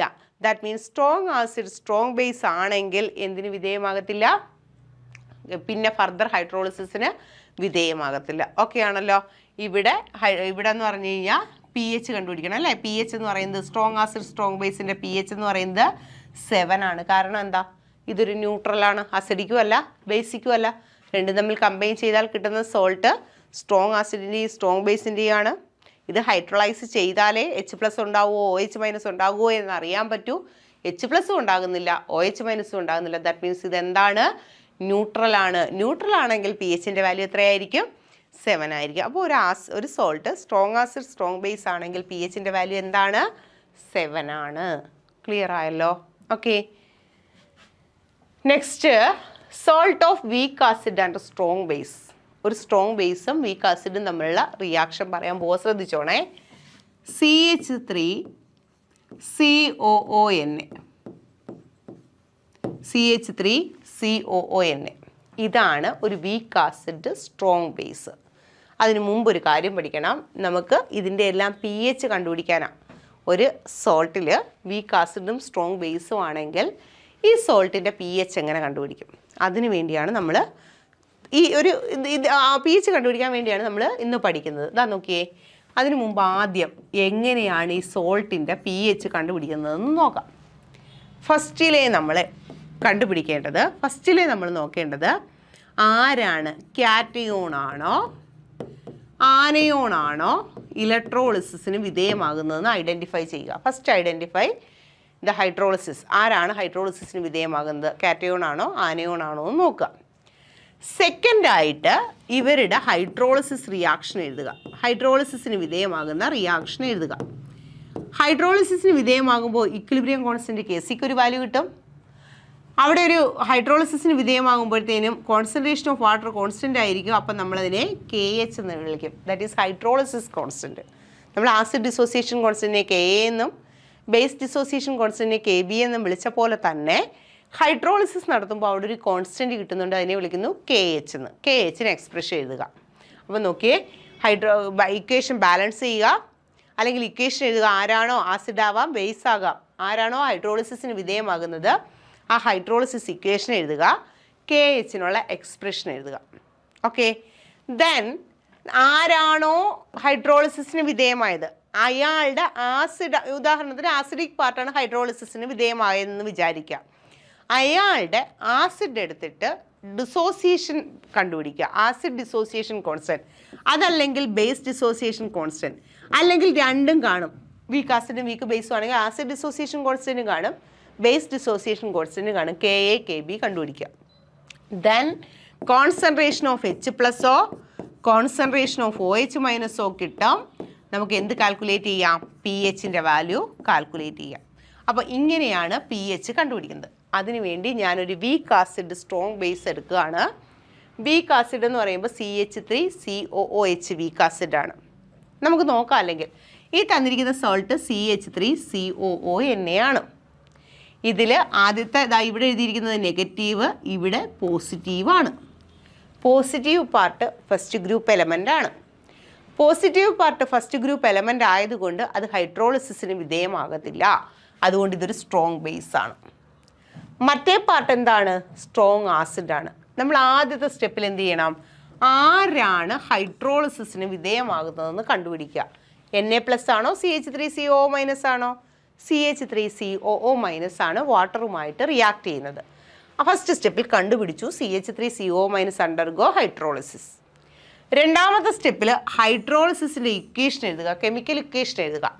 ദാ ഹൈഡ്രോളിസിൻ്റെ ഇക്വേഷൻ എഴുതുന്നത് എങ്ങനെയാണെന്ന് നോക്കിയേ. CH3COO- നമ്മുടെ ആരാണോ ഹൈഡ്രോളിസിന് വിധേയമാകുന്നത് വാട്ടറുമായിട്ട് കമ്പൈൻ ചെയ്യുന്നു. വാട്ടറുമായിട്ട് കമ്പൈൻ ചെയ്യുമ്പോൾ വാട്ടറിലുള്ള ആരെ നെഗറ്റീവ് ചാർജ് പിടിക്കും, H+നെ പിടിക്കും. ആസ് എ റിസൾട്ട് നമുക്ക് കിട്ടും CH3COOH പ്ലസ് OH- എന്ന്. CH3COOH plus OH-. Weak acid strong ബേസാ. എന്തിനെ ലിബറേറ്റ് ചെയ്തു, OH- ലിബറേറ്റ് ചെയ്തു. അപ്പോൾ ഇതിൻ്റെ നേച്ചർ എന്താ, ബേസിക് നേച്ചർ കുറച്ച് മുമ്പേ പറഞ്ഞതാണ്. ഇനി നോക്കിയേ, KHൻ്റെ വാല്യൂ കണ്ടുപിടിക്കണം. ഇക്വിലിബ്രിയം കോൺസ്റ്റൻറ്റ് Kcയുടെ value concentration of product divided by concentration of reactant അല്ലേ ഇക്വിലിബ്രിയം കോൺസ്റ്റൻറ്റ് Kcയുടെ വാല്യൂ. അതൊന്ന് ജസ്റ്റ് ഒന്ന് മനസ്സിലാക്കാൻ വേണ്ടി ഞാൻ ഇവിടുത്തെ ഇക്വിലിബ്രിയം കോൺസ്റ്റൻറ്റ് Kc എഴുതുക. Kc is equal to concentration of product CH3COOH into concentration of OH- divided by concentration of reactant CH3COO- into concentration of H2O ആണ്. നമുക്കറിയാം വാട്ടർ ലിക്വിഡ് സ്റ്റേറ്റിലാണ്, അതിൻ്റെ കോൺസെൻട്രേഷൻ കോൺസ്റ്റൻ്റ് ആണ്. ഈ വാട്ടറിനെ ഇങ്ങോട്ടേക്ക് കൊണ്ടുവരുമ്പോൾ Kc into concentration of water that is equal to concentration of CH3COOH into concentration of OH- divided by concentration of CH3COO- into concentration of ഇങ്ങോട്ട് പോയല്ലോ, H2O പോയല്ലോ, concentration of CH3COO- എന്ന് വരും. ഓക്കെ, Kc ഇക്വിലിബ്രിയം കോൺസ്റ്റൻറ്റ്, ഇവിടെ വാട്ടർ പുതിയൊരു constant. Equilibrium constant, ഇത് hydrolysis ആയതുകൊണ്ട് ഞാൻ ഇതിന് കൊടുക്കുന്നു ഹൈഡ്രോളിസിസ് കോൺസ്റ്റന്റ് KH എന്ന്. So KH is equal to concentration of CH3 COOH into concentration of OH minus divided by concentration of CH3 COO minus. ഇത്രയും കാര്യങ്ങൾ മനസ്സിലായല്ലോ. ദെൻ ഇവിടെ വെച്ച് ഒരു കാര്യം കൂടി എഴുതാൻ പോവാണ്. ഇവിടെ C ആണ് ഇതിൻ്റെ കോൺസെൻട്രേഷൻ, CH3 CO മൈനസിൻ്റെ കോൺസെൻട്രേഷൻ C ആണ്. ഇനിഷ്യലി ഇവിടെ 0, ഇവിടെയും 0. ഇവിടെ H എന്ന് പറയുന്നത്, നമ്മൾ സാധാരണ ആൽഫ എന്ന് പറയുന്നത് ഡിഗ്രി ഓഫ് ഡിസോസിയേഷനാണ്. ആൽഫ എന്ന് പറയുന്നത് ഡിഗ്രി ഓഫ് ഡിസോസിയേഷനാണ്. അങ്ങനെയാണെങ്കിൽ ഇക്വിലിബ്രിയത്തിലെത്തുമ്പോൾ C മൈനസ് C ആൽഫയ്ക്ക് പകരം CH പോകുന്നു എന്ന് പറയുകയാണ്. H degree of dissociation H. ആൽഫയ്ക്ക് പകരം എന്തുപയോഗിക്കുക? കാരണം ക്വസ്റ്റ്യനിലെല്ലാം H ആണ് വരുന്നത്. ആൽഫയ്ക്ക് പകരം ഡിഗ്രി ഓഫ് ഡിസോസിയേഷൻ H ഉപയോഗിക്കാം, ആൽഫ ഉപയോഗിക്കാം. ഇവിടെ ഹൈഡ്രോളിസിസ് ആയതുകൊണ്ട് നമ്മൾ ആൽഫയ്ക്ക് പകരം എന്തുപയോഗിക്കുന്നു? CH എന്ന് ഉപയോഗിക്കുന്നു. അങ്ങനെയാണെങ്കിൽ ഇവിടുത്തെ കോൺസെൻട്രേഷൻ CH ആണ്, OH മൈനസിൻ്റെ കോൺസെൻട്രേഷനും CH ആണ്. ക്ലിയർ ആയല്ലോ? Okay, KH is equal to concentration of CH3 COH എത്രയാ? CH3 COOH എത്രയാ? CH ആണ്. അപ്പോൾ CH, OHൻ്റെ concentration CH divided by CH3 CO minus ഈ C മൈനസ് CHനെ C ഇൻറ്റു 1 മൈനസ് H എന്ന് എഴുതിക്കൂടെ? C into 1 minus alpha. നമുക്കറിയാം 1 alpha is very very less than that of 1 അല്ലേ? Alpha is very very less than that of 1, that is 1 minus alpha is equal to 1. As a result അത് എന്തായിട്ട് മാറും? C ആയിട്ട് മാറും. അപ്പോൾ concentration of C എന്ന് വരും. KH is equal to H into CH divided by C. അങ്ങനെയാണെങ്കിൽ KH is equal to C square H square divided by C. C ക്യാൻസലായി. That is equal to KH is equal to CH square. നമുക്ക് H square ആക്കിയിട്ടുണ്ടോയെന്ന് വിചാരിക്കുക. H square എന്ന് പറയുമ്പോൾ degree of dissociation. H square is equal to KH divided by C. H is equal to root of KH divided by C. ഇത് ഇവിടെ നിൽക്കട്ടെ, ഇതിവിടെ നിൽക്കട്ടെ. നമുക്കിനി ബാക്കി പരിപാടികളുണ്ട്. H is equal to KH divided by C. Okay, then മൂന്നാമത്തെ സ്റ്റെപ്പിൽ എന്താ പറഞ്ഞേ? KA അല്ലെങ്കിൽ KB അല്ലെങ്കിൽ രണ്ടിൻ്റെയും വാല്യൂ കണ്ടുപിടിക്കുക. നമുക്ക് ആർക്കാ ഇവിടെ ഹൈഡ്രോളിസിസ് നടത്തേ? ആസിഡിനാണ് ഹൈഡ്രോളിസിസ് നടന്നത്. അപ്പോൾ ആ ആസിഡിൻ്റെ, അതിൻ്റെ പേരിൻ്റെ ആസിഡ് ആരോ അയാളുടെ ഡിസോസിയേഷൻ്റെ ഇക്വേഷൻ എഴുതുക, ഡിസോസിയേഷൻ കോൺസ്റ്റൻറ്റ് കണ്ടുപിടിക്കുക. നമ്മുടെ ആസിഡ് ആരായിരിക്കും? ഇതിനകത്ത് ആസിഡ് ആരാ? CH3 COOH ആണ് ഇതിൻ്റെ പേരൻ്റ് ആസിഡ്. നമ്മൾ ഈ ഇക്വേഷൻ വെച്ച് ഹൈഡ്രോളിസിസ് ഇക്വേഷൻ എഴുതി. ഇനി നമ്മുടെ ആസിഡ് ആണോ ബേസ് ആണോ ഹൈഡ്രോളിസിസിന് വിധേയമായേ ആ പേരൻ്റ് ആസിഡിനെ അല്ലെങ്കിൽ പേരൻ്റ് ബേസിനെ എടുക്കുക. നമ്മുടെ പേരൻ്റ് ആസിഡ് CH3 COOH ആണ്. വാട്ടറുമായിട്ട് കമ്പൈൻ ചെയ്യുകയാണ്. വാട്ടറുമായിട്ട് കമ്പൈൻ ചെയ്യുമ്പോൾ എന്തായിട്ട് മാറും? CH3 COO മൈനസും H പ്ലസും ആയിട്ടല്ലേ മാറുന്നേ? CH3 COH വാട്ടറിൽ ഇടുന്ന സമയത്ത് എന്തായിട്ട് മാറും? CH3 COO മൈനസും H പ്ലസും ആണ്. ആസിഡിൻ്റെ ഡിസോസിയേഷൻ ആയതുകൊണ്ട് നമുക്ക് ആസിഡ് ഡിസോസിയേഷൻ കോൺസ്റ്റൻറ്റ് KA കണ്ടുപിടിച്ചൂടെ? KA is equal to concentration of CH3 COO minus into concentration of H plus divided by concentration of CH3 COOH. ഇവിടുത്തെ വാട്ടർ ഇങ്ങോട്ട് വന്നപ്പോഴാണ് അത് KA ആയിട്ട് മാറിയത്. ഇവിടെ പറഞ്ഞ ഒരു സ്റ്റെപ്പ് വിട്ടുപോയിട്ടുണ്ട്. ഇവിടെ ഒരു കാര്യം ആലോചിക്കുക. KH divided by KW into KA or KB or KA into KB is equal to എന്തായിരിക്കും? 1 ആയിരിക്കും. ഇത് ഓർത്തോണേ. ഈ സ്റ്റെപ്പ് കഴിഞ്ഞാൽ അടുത്ത ഉടനെ ഇത് ഓർത്തോണം. KH divided by KW into KB into KA into KB എത്രയാണ്? 1 ആണ്. KB ആണെങ്കിൽ KB മാത്രമേ ഉള്ളെങ്കിൽ KB, KA മാത്രമേ ഉള്ളെങ്കിൽ KA, KAയും KBയും ഉണ്ടെങ്കിൽ അതിൻ്റെ എല്ലാത്തിൻ്റെയും കൂടെ പ്രോഡക്റ്റ് എന്ന് പറയുന്നത് എത്രയാണ്? 1 ആണ്. Okay, KA is equal to CH3 COH into concentration of H plus divided by concentration of CH3 COH ആണ്. ഇതാണ് ആരുടെ വാല്യൂ? KAയുടെ വാല്യൂ. KB ഉണ്ടോ ഇവിടെ? ഇല്ല. ബേസിൻ്റെ വാല്യൂ ഇല്ല. KA മാത്രമേ ഉള്ളൂ. അപ്പം നമ്മൾ നോക്കുക, KH divided by KW into KA അത് എത്രയാണ്? 1 ആണ്. നോക്കിയേ, KH divided by KW into KA. അതെടുക്കാം. KA is equal to KW divided by KH എന്നല്ലേ? KA is equal to KW divided by KH. ഇവിടെ KHന് പകരം വാല്യൂ ഇടുക. KH is equal to KW by KA ആണ്. അപ്പം KH is equal to KW by KA എന്ന് വന്നു. ഇനി നോക്കിയേ, നമ്മുടെ ഇവിടെ KHൻ്റെ ഇക്വേഷനിൽ OHൻ്റെ കോൺസെൻട്രേഷൻ, OHൻ്റെ കോൺസെൻട്രേഷൻ ഓഫ് OH എത്രയാ? കോൺസെൻട്രേഷൻ ഓഫ് OH CH അല്ലേ? അങ്ങനെയാണെങ്കിൽ കോൺസെൻട്രേഷൻ ഓഫ് OH മൈനസ് എന്ന് പറയുന്നത് CH ആണ്. നമുക്ക് PH കണ്ടുപിടിക്കേണ്ടത്. അപ്പോൾ POH കിട്ടണം. POH കിട്ടാനുള്ള മാർഗ്ഗമാണ് കോൺസെൻട്രേഷൻ ഓഫ് OH മൈനസ് എന്ന് പറയുന്നത് CH ആണ്. Hൻ്റെ ഇക്വേഷൻ എത്ര? അപ്പോൾ concentration of OH minus equal to C into Hൻ്റെ value root of KH by C ആണ് അല്ലേ? Root of KH by C ആണ്. ദാറ്റ് ഈസ് ഈക്വൽ ടു, ഈ സിയെയും കൂടെ അകത്തേക്ക് കൊണ്ടുപോകുമ്പോൾ root of C² into KH by C. ഇവിടുത്തെ C ക്യാൻസൽ ആവും. That is equal to root of C into KH. KHന് പകരം നമുക്കൊരു വാല്യൂ കിട്ടി, എന്താ? KW divided by KA. Root of KH OH മൈനസിൻ്റെ concentration എന്ന് പറയുന്നത് root of C into KW divided by KA. അങ്ങനെയാണെങ്കിൽ OHൻ്റെ കോൺസെൻട്രേഷൻ കിട്ടി. നമുക്ക് എന്ത് കണ്ടുപിടിക്കാം? POH കണ്ടുപിടിക്കാം. POH is equal to minus log concentration of H plus അല്ലേ?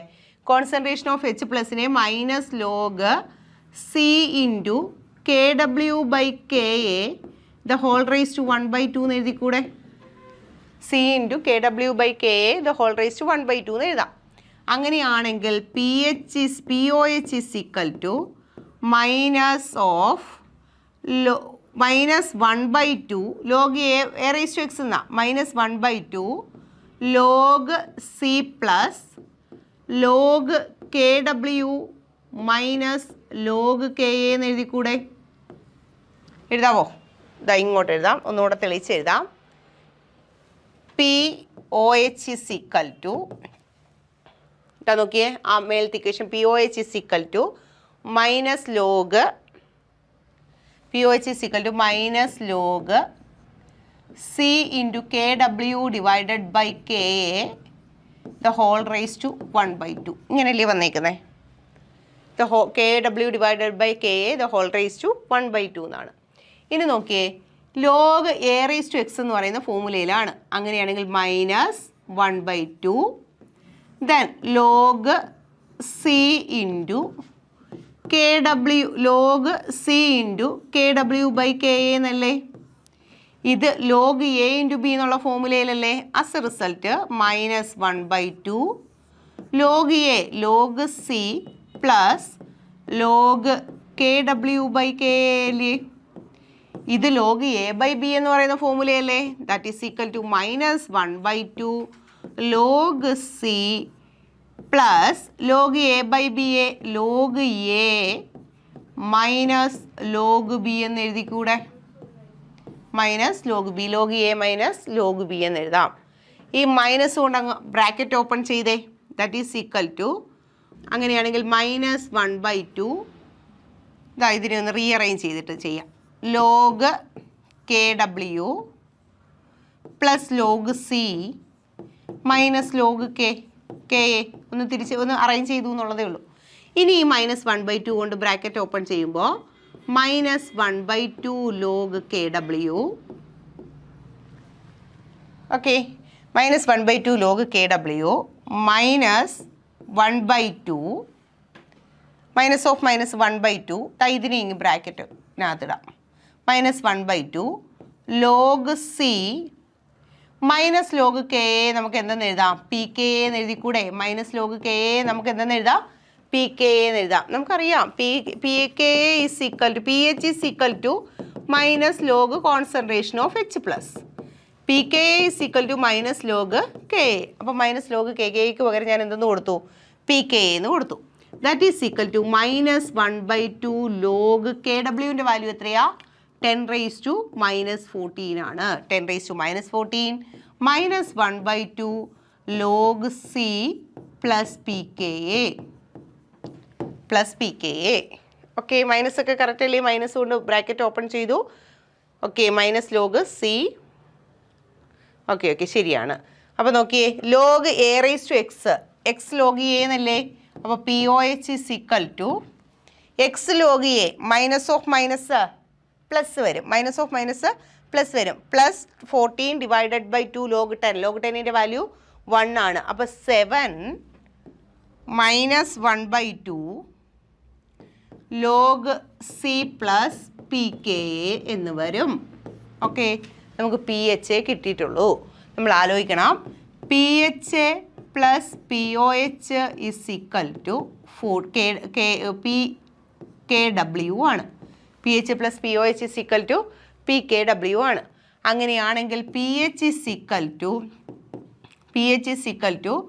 PKW മൈനസ് POH എന്ന് വരത്തില്ലേ? PKW മൈനസ് POH ആണ്. That is equal to PKW എത്രയാ? 14 മൈനസ് 7 അല്ലേ? 7 minus 1/2, 14 minus 7 minus 1/2 log C plus PKA എന്ന് വരും. ഓക്കെ, ഈ മൈനസ് കൊണ്ട് ബ്രാക്കറ്റ് ഓപ്പൺ ചെയ്തേ. 14 minus 7 minus of minus plus 1/2 log C plus PKA എന്ന് വന്നു. 14 മൈനസ് 7 എത്ര? 7 plus 1/2 log C plus PKA ആണ്. 1/2 ലോഗ് C പ്ലസ് PKA ആണ്. ആരുടെ വാല്യൂ? PHൻ്റെ വാല്യൂ. മക്കളെ, നിങ്ങൾക്ക് ഈ ഡെറിവേഷൻ ഒന്നുമേ വേണ്ട, ഡിറൈവ് ചെയ്യാൻ ചോദിക്കുകയില്ല. നമുക്ക് വേണ്ടത് ഒരു വീക്ക് ആസിഡും സ്ട്രോങ് ബേസും തമ്മിൽ റിയാക്ട് ചെയ്താൽ ആ സൊല്യൂഷൻ്റെ PH എത്രയാണ്? PH കണ്ടുപിടിക്കാൻ വേണ്ടി നമുക്ക് എന്ത് വേണം? ആ സോൾട്ടിൻ്റെ കോൺസെൻട്രേഷനും വേണം, PKA വാല്യൂവും മതി. സോൾട്ടിൻ്റെ കോൺസെൻട്രേഷനും PKA വാല്യൂവും മതി. അപ്പോൾ KAയുടെ വാല്യൂ തന്നിട്ടില്ലെങ്കിൽ നമ്മൾ ഇതുപോലൊക്കെ ചെയ്തു വരേണ്ടി വരും. അപ്പോൾ PH is equal to 7 plus 1/2 log C plus PKA. മറന്നു പോവല്ലേ? സ്ട്രോങ് ബേസ് വീക്ക് ആസിഡ് ആണെങ്കിൽ ആ സ്ട്രോങ് ബേസ് വീക്ക് ആസിഡ് ആണെങ്കിൽ അതിൻ്റെ ഡിസോസിയേഷൻ PHൻ്റെ വാല്യൂ എന്ന് പറയുന്നത് 7 plus 1/2 log C plus concentration plus PKA ആണ്. നമുക്കറിയാം PH അറിയാം എന്താണെന്ന്. ലോഗ് C എന്ന് പറയുന്നത് കോൺസെൻട്രേഷൻ ഓഫ് സോൾട്ട് ആണ്. KA എന്ന് പറയുന്നത് ആസിഡ് ഡിസോസിയേഷൻ കോൺസ്റ്റൻ്റ് ആണ്. PKA എന്ന് പറയുന്നത് potential of acid dissociation constant. ഇപ്പം നമ്മൾ എന്താ ചെയ്തേ? വീക്ക് ആസിഡ് സ്ട്രോങ് ബേസിൻ്റെ കാര്യമാണ് പറഞ്ഞത്. ഓക്കെ, ക്ലിയർ ആയല്ലോ? അടുത്തത് salt of strong acid and weak base. ഒരു സ്ട്രോങ് ആസിഡും വീക്ക് ബേസും തമ്മിൽ എങ്ങനെയാണെന്ന് നോക്കാം. നമുക്ക് സോൾട്ട് എടുക്കാം. സ്ട്രോങ് ആസിഡ് വീക്ക് ബേസ് ആണല്ലേ?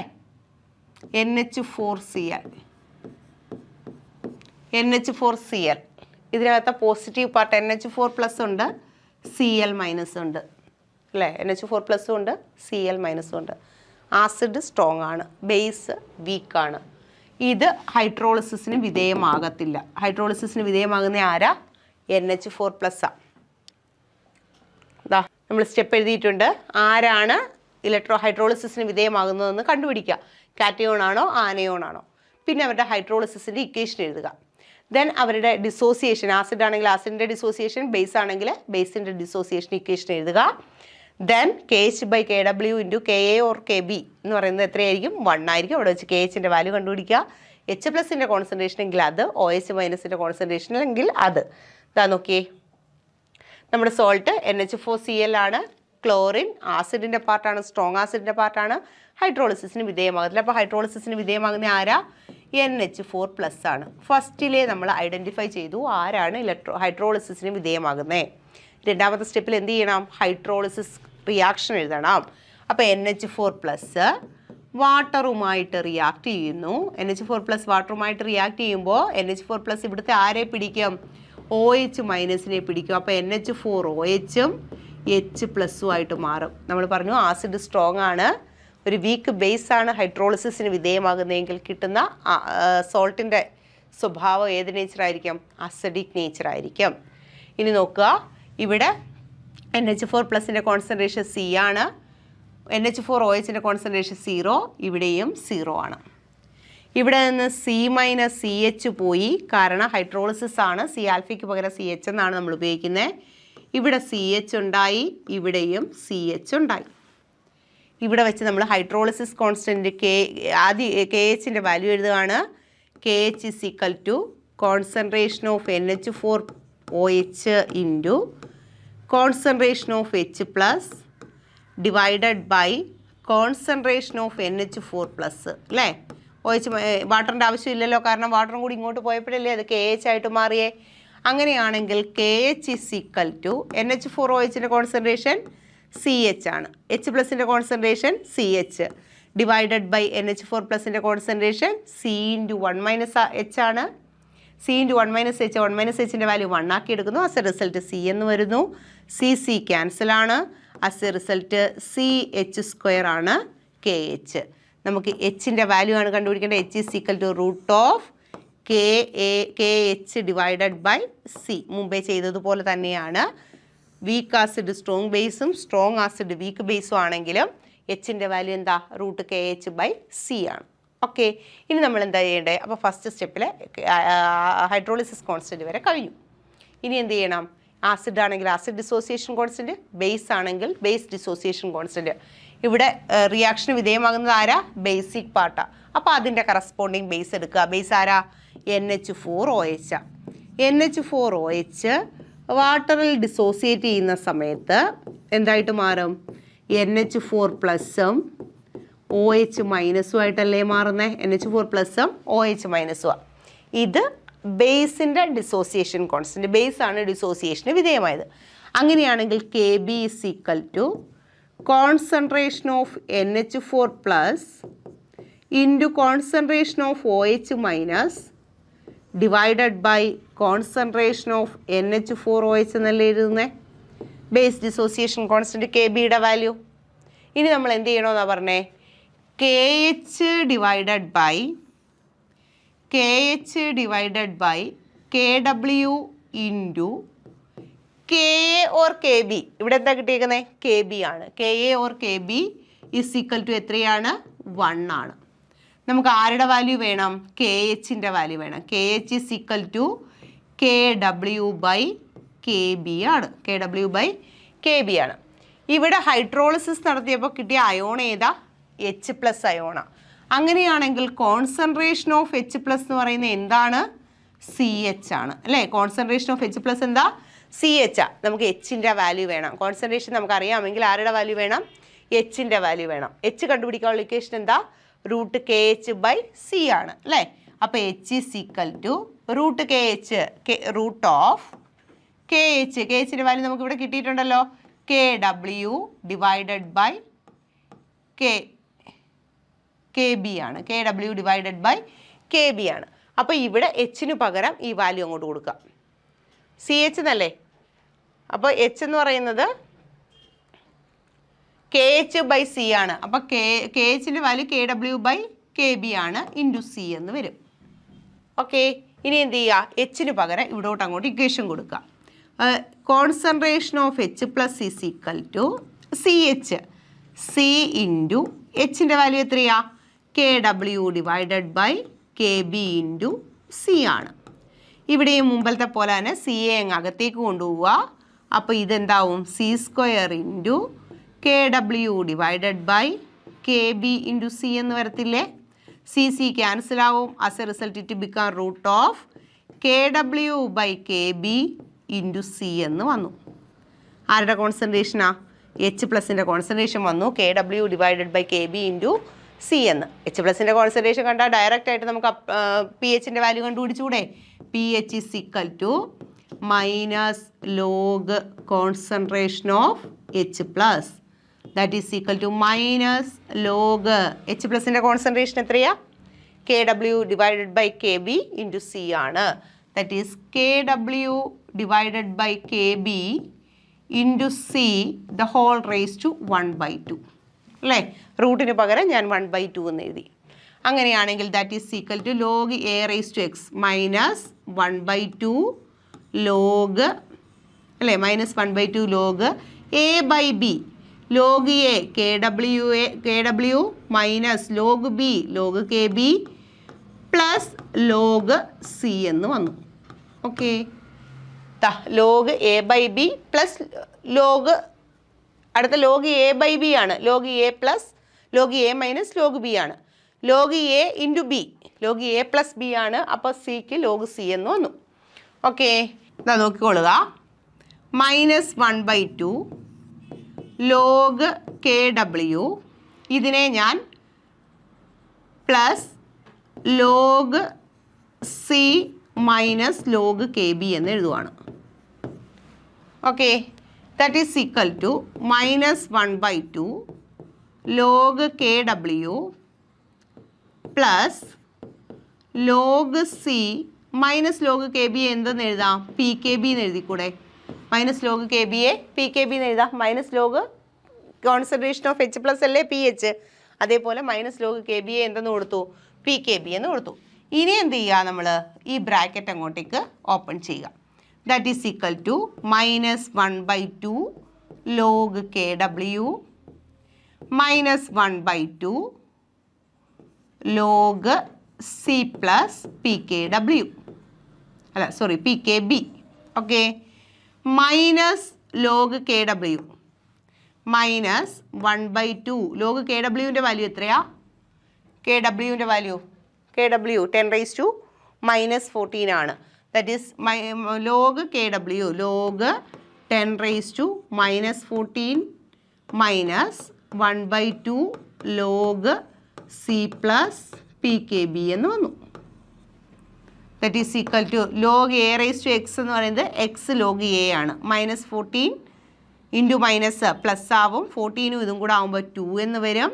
ലോഗ് 10ൻ്റെ വാല്യൂ 1 ആണ്, 7 minus 1/2 log C plus P K B ആണ് ആരുടെ വാല്യൂ, പി എച്ചിൻ്റെ വാല്യൂ, പി എച്ചിൻ്റെ വാല്യൂ. മക്കളെ ഒന്ന് ശ്രദ്ധിച്ചോളുക, ഇവിടെ എടുത്തിരിക്കുന്ന ആസിഡ് ഏതാ, സ്ട്രോങ് ആസിഡ് ആണ്. സ്ട്രോങ് ആസിഡ് വീക്ക് ബേസ് ആണെങ്കിൽ P H is equal to 7 minus 1/2 log C plus P K B. Strong acid weak base ആണെങ്കിൽ, പി കെ അല്ല പി കെ ബി ആണ് വരുന്നത്. ഇനി സ്ട്രോങ് ബേസ് വീക്ക് ആസിഡ് ആണെങ്കിലോ, മുമ്പേ നമ്മൾ ചെയ്തേ സ്ട്രോങ് ബേസ് വീക്ക് ആസിഡ് അതല്ലേ നമ്മൾ ചെയ്തേ, സ്ട്രോങ് ബേസ് വീക്ക് ആസിഡ് ആണെങ്കിൽ P H is equal to 7 plus, പ്ലസിൻ്റെ സ്ഥാനത്ത് ഇവിടെ മൈനസ് വന്നു, 7 പ്ലസ് 1/2 ലോഗ് സി അവിടെയുണ്ട് ഇവിടെയുണ്ട്, പ്ലസ് പി കെ എ ആണ് ഇവിടെ വന്നേക്കുന്നത്, മറ്റേടത്ത് പി കെ ബി ആണ്. Log C plus P K ഉണ്ട്, പി കെ ഉണ്ട്, അത് വീക്ക് ആസിഡ് ആണെങ്കിൽ എന്താ നമ്മൾ ചെയ്തത്, വീക്ക് ആസിഡ് ആണെങ്കിൽ പി കെ എയും, അതായത് ആരാണോ ഡിസോസിയേഷൻ വിധേയമാകുന്നത് ആ ടൈമേ അവിടെ വരത്തുള്ളൂ. വീക്ക് ആരാണോ അത്, വീക്ക് ആസിഡ് ആണെങ്കിൽ P K A, week base ആണെങ്കിൽ പി കെ ബി. ഇക്വേഷൻ ഒന്ന് തന്നെയാണ്, പ്ലസ് മാറി മൈനസ് ആകുന്നു എന്നുള്ളതേ ഉള്ളൂ. ശ്രദ്ധിച്ചോണേ, ഇവിടെ പി എച്ച് വീക്ക് ആസിഡ് ആണെങ്കിൽ, വീക്ക് ആസിഡ് സ്ട്രോങ് ബേസ് ആണെങ്കിൽ P H is equal to 7 plus 1/2 log C plus P K A ആണ്. ഇനി വീക്ക് ആസിഡിന് പകരം വീക്ക് ബേസ് ആണെങ്കിൽ ഇവിടെ എങ്ങനെ വരിക, P H is equal to 7 minus 1/2 log C plus P K A മാറി എന്തായി, പി കെ ബി ആയി. കാരണം വീക്ക് ബേസിൽ ബേസ് ആണ് ഡിസോസിയേഷന് വിധേയമാകുന്നത്, ബേസ് ഡിസോസിയേഷൻ കോൺസ്റ്റന്റ് കെ ബിയുടെ വാല്യൂ ആണ് കിട്ടുന്നത്. അതല്ലേ നമുക്ക് ഇവിടെ കിട്ടിയേക്കുന്നത്. P H is equal to 7 minus 1/2 log C plus P K B ആണ്. മറന്നു പോവല്ലേ, ഇക്വേഷൻ എല്ലാം കൂടെ തിരിഞ്ഞു പോവരുതേ. ഓക്കെ, അപ്പോൾ strong acid strong base P H 7 ആണ്, ന്യൂട്രൽ ആണെന്ന് മനസ്സിലായി. Strong acid weak base, strong acid weak base ആണ്, പി എച്ചിൻ്റെ വാല്യൂ കിട്ടി, അപ്പോൾ 7 മൈനസ് 7നേക്കാൾ കുറവായിരിക്കും അല്ലേ, P K B 7 minus strong acid weak base P H 7നേക്കാൾ കുറവായിരിക്കും. കാരണം ഇതിൻ്റെ നേച്ചർ എന്താ, അസിഡിക് നേച്ചർ. അതൊക്കെ ഒന്ന് ഓർത്തോണം. സ്ട്രോങ് ആസിഡ് വീക്ക് ബേസ് ആണെങ്കിൽ എച്ച് പ്ലസ് അയോണിനെ ലിബറേറ്റ്, എച്ച് പ്ലസ് അയോൺ പുറത്ത് വരും, acidic nature. Weak acid strong base ആണെങ്കിൽ ബേസിക് നേച്ചർ ആണെങ്കിൽ പി എച്ചിൻ്റെ വാല്യൂ 7നേക്കാൾ കൂടുതൽ. അതൊക്കെ നമ്മളൊരു നോർമലി ഇങ്ങനെ ഓർത്ത് വെക്കേണ്ട കാര്യമാണ്. ഓക്കെ, എന്നാ നോക്കിയേ, ഇത് പറയുന്നതിന് മുമ്പ് വീക്ക് ആസിഡ് ഇതുകൂടെ പറഞ്ഞിട്ട് പറയാം. അടുത്ത salt of weak acid and weak base. ഒരു വീക്ക് ആസിഡും വീക്ക് ബേസും ആണെന്ന് വിചാരിക്കുക. ഉദാഹരണത്തിന് CH3COO NH4+ ആണ്. ഇവിടുത്തെ നെഗറ്റീവ് പാർട്ട് വീക്ക് ആസിഡിൻ്റെയാണ്, പോസിറ്റീവ് പാർട്ട് വീക്ക് ബേസിൻ്റെയാണ്. വീക്ക് ആസിഡ് വീക്ക് ബേസ് ആണെങ്കിൽ pH കണ്ടുപിടിക്കാനുള്ള equation pH is equal to 7 + 1/2 pKa - pKb ആണ്. 7 + 1/2 pKa - pKb ആണ്. ഓക്കെ, അപ്പം ഒരു വീക്ക് ആസിഡ് വീക്ക് ബേസ് ആണെങ്കിൽ pH കണ്ടുപിടിക്കാനുള്ള ഇക്വേഷൻ എന്താ? 7 + 1/2 pKa - pKb ആണ്. ഒരു കാര്യം ഒന്ന് ശ്രദ്ധിച്ചേ, നമ്മൾ ഈ ബാക്കി രണ്ടെണ്ണം എഴുതിയപ്പോഴും കോൺസെൻട്രേഷൻ ടൈം ഉണ്ടായിരുന്നല്ലോ. ഇവിടെ ഒരു വീക്ക് ആസിഡ് വീക്ക് ബേസ് ആണെങ്കിൽ pH എന്ന് പറയുന്നത്, ഇലക്ട്രോലൈറ്റിൻ്റെ pH എന്ന് പറയുന്നത് കോൺസെൻട്രേഷൻ ഇൻഡിപെൻഡൻ്റ് ആണ്. അത് ഓർത്തോണം, കോൺസെൻട്രേഷൻ ഇൻഡിപെൻഡൻ്റ് ആണ് pH of weak electrolyte. pH of weak acid weak base electrolyte, weak acid weak base electrolyte is, weak acid weak base electrolyte is concentration independent. കോൺസെൻട്രേഷൻ്റെ കാര്യം അവിടെ പറയുന്നതേ ഇല്ല. കോൺസെൻട്രേഷൻ ഇൻഡിപെൻഡൻ്റ് ആണ് ഒരു വീക്ക് ആസിഡ് വീക്ക് ബേസ് ഇലക്ട്രോലൈറ്റിൻ്റെ pH. പഠിച്ചു വെച്ചോണേ, ഒരു pH of weak acid weak base electrolyte, ഒരു ഇലക്ട്രോലൈറ്റിൻ്റെ അതിനകത്തുള്ള ആസിഡും ബേസും വീക്കാണെങ്കിൽ ആ ഇലക്ട്രോലൈറ്റിൻ്റെ pH കോൺസെൻട്രേഷനുമായിട്ട് യാതൊരുവിധ ബന്ധവും ഇല്ല. pKaയും pKbയും ആയിട്ടേ ബന്ധമുള്ളൂ. നോക്കിയേ, നമ്മൾ degree of dissociation H is equal to √Ka/Hഉം അല്ല KH/Cയും രണ്ട് കേസിൽ √KH/C അല്ലേ വന്നേ. അങ്ങനെയാണെങ്കിൽ ഇവിടെ വീക്ക് ആസിഡ് വീക്ക് ബേസ് ആണെങ്കിൽ ഡിഗ്രി ഓഫ് ഡിസോസിയേഷൻ ആൽഫ അല്ലെങ്കിൽ H എന്ന് പറയുന്നത് √KH ആയിരിക്കും. സിയുമായിട്ട് യാതൊരു ബന്ധവും ഇല്ല. ഇതും പഠിച്ചു വെച്ചോണം. സി ആയിട്ട് യാതൊരു ബന്ധവും ഇല്ലാത്ത ഒരു സോൾട്ടാണ്. സോൾട്ടിനകത്ത് വീക്ക് ആസിഡും വീക്ക് ബേസും ആണെങ്കിൽ. ഈ ഇക്വേഷൻ ഒന്നുകൂടെ ഒന്ന് പറയണേ. pH is equal to 7 + 1/2 pKa - pKb. Base dissociation constant pKbയും kbയും ആസിഡ് ഡിസോസിയേഷൻ കോൺസ്റ്റൻറ്റ് Kaയും ആണ്. അപ്പോൾ ആസിഡ് ഡിസോസിയേഷൻ കോൺസ്റ്റൻറ്റിൻ്റെ പൊട്ടൻഷ്യൽ മൈനസ് ബേസ് ഡിസോസിയേഷൻ കോൺസ്റ്റൻറ്റിൻ്റെ പൊട്ടൻഷ്യൽ. ഇനിയൊന്നും ശ്രദ്ധിക്കണേ, Kaയുടെ വാല്യൂ Kbയേക്കാൾ കൂടിയാൽ, Kaയുടെ വാല്യൂ Kbയേക്കാൾ കൂടുതലാണെന്ന് ചിന്തിക്കുക. ആസിഡ് ഡിസോസിയേഷൻ കോൺസ്റ്റൻറ്റ് വാല്യൂ ഉദാഹരണത്തിന് Kaയുടെ വാല്യൂ 10ഉം Kbയുടെ വാല്യൂ 2 ആണെന്ന് വിചാരിക്കുക. അല്ല, Kയുടെ വാല്യൂ 100ഉം Kbയുടെ വാല്യൂ 10ഉം ആണെന്ന് വിചാരിക്കുക. അങ്ങനെയാണെങ്കിൽ pKa എന്ന് പറഞ്ഞാൽ എന്താ? -log Ka -log 100. log 100ൻ്റെ value എത്രയാ? 2 ആണ്. അസ് റിസൾട്ട് pKയുടെ വാല്യൂ എത്ര എന്ന് വന്നു? 2 എന്ന് വന്നു. ഇനി pKbയുടെ വാല്യൂ എന്ന് പറഞ്ഞേ. pKb is equal to -log Kb. Kbയുടെ വാല്യൂ എത്രയാ? 10 ആണ്. log 10ൻ്റെ വാല്യൂ എത്രയാ? 1 ആണ്. അസ് റിസൾട്ട് pKbയുടെ വാല്യൂ എത്രയാ? -1. Kbയുടെ വാല്യൂ അല്ലെങ്കിൽ ആരുടെ Ka വാല്യൂ അല്ലെങ്കിൽ Kb വാല്യൂ കൂടുന്നോ, ഏത് വാല്യൂ ആണോ കൂടി നിൽക്കുന്നത്, P ഓഫ് ദാറ്റ് വാല്യൂ എന്ന് പറയുന്നത് കുറവായിരിക്കും. അതായത് ഇവിടെ Kaയുടെ വാല്യൂ കൂടുതലാണ് ആരേക്കാൾ? Kbയേക്കാൾ. അങ്ങനെയാണെങ്കിൽ pKa value is less than that of pKb value. pKa value എന്താണ്? pKb വാല്യൂവിനേക്കാൾ കുറവാണ്. ഇതൊക്കെ ഞാൻ ആദ്യം തൊട്ടേ പറയുന്നുണ്ട്. നമുക്ക് ഈ ഇക്വിലിബ്രിയത്തിലെ പ്രോബ്ലംസ് എന്ന് പറഞ്ഞാൽ ചെയ്ത് എടുക്കുക എന്ന് പറഞ്ഞാൽ നല്ല ഡിഫിക്കൽട്ടാണ്.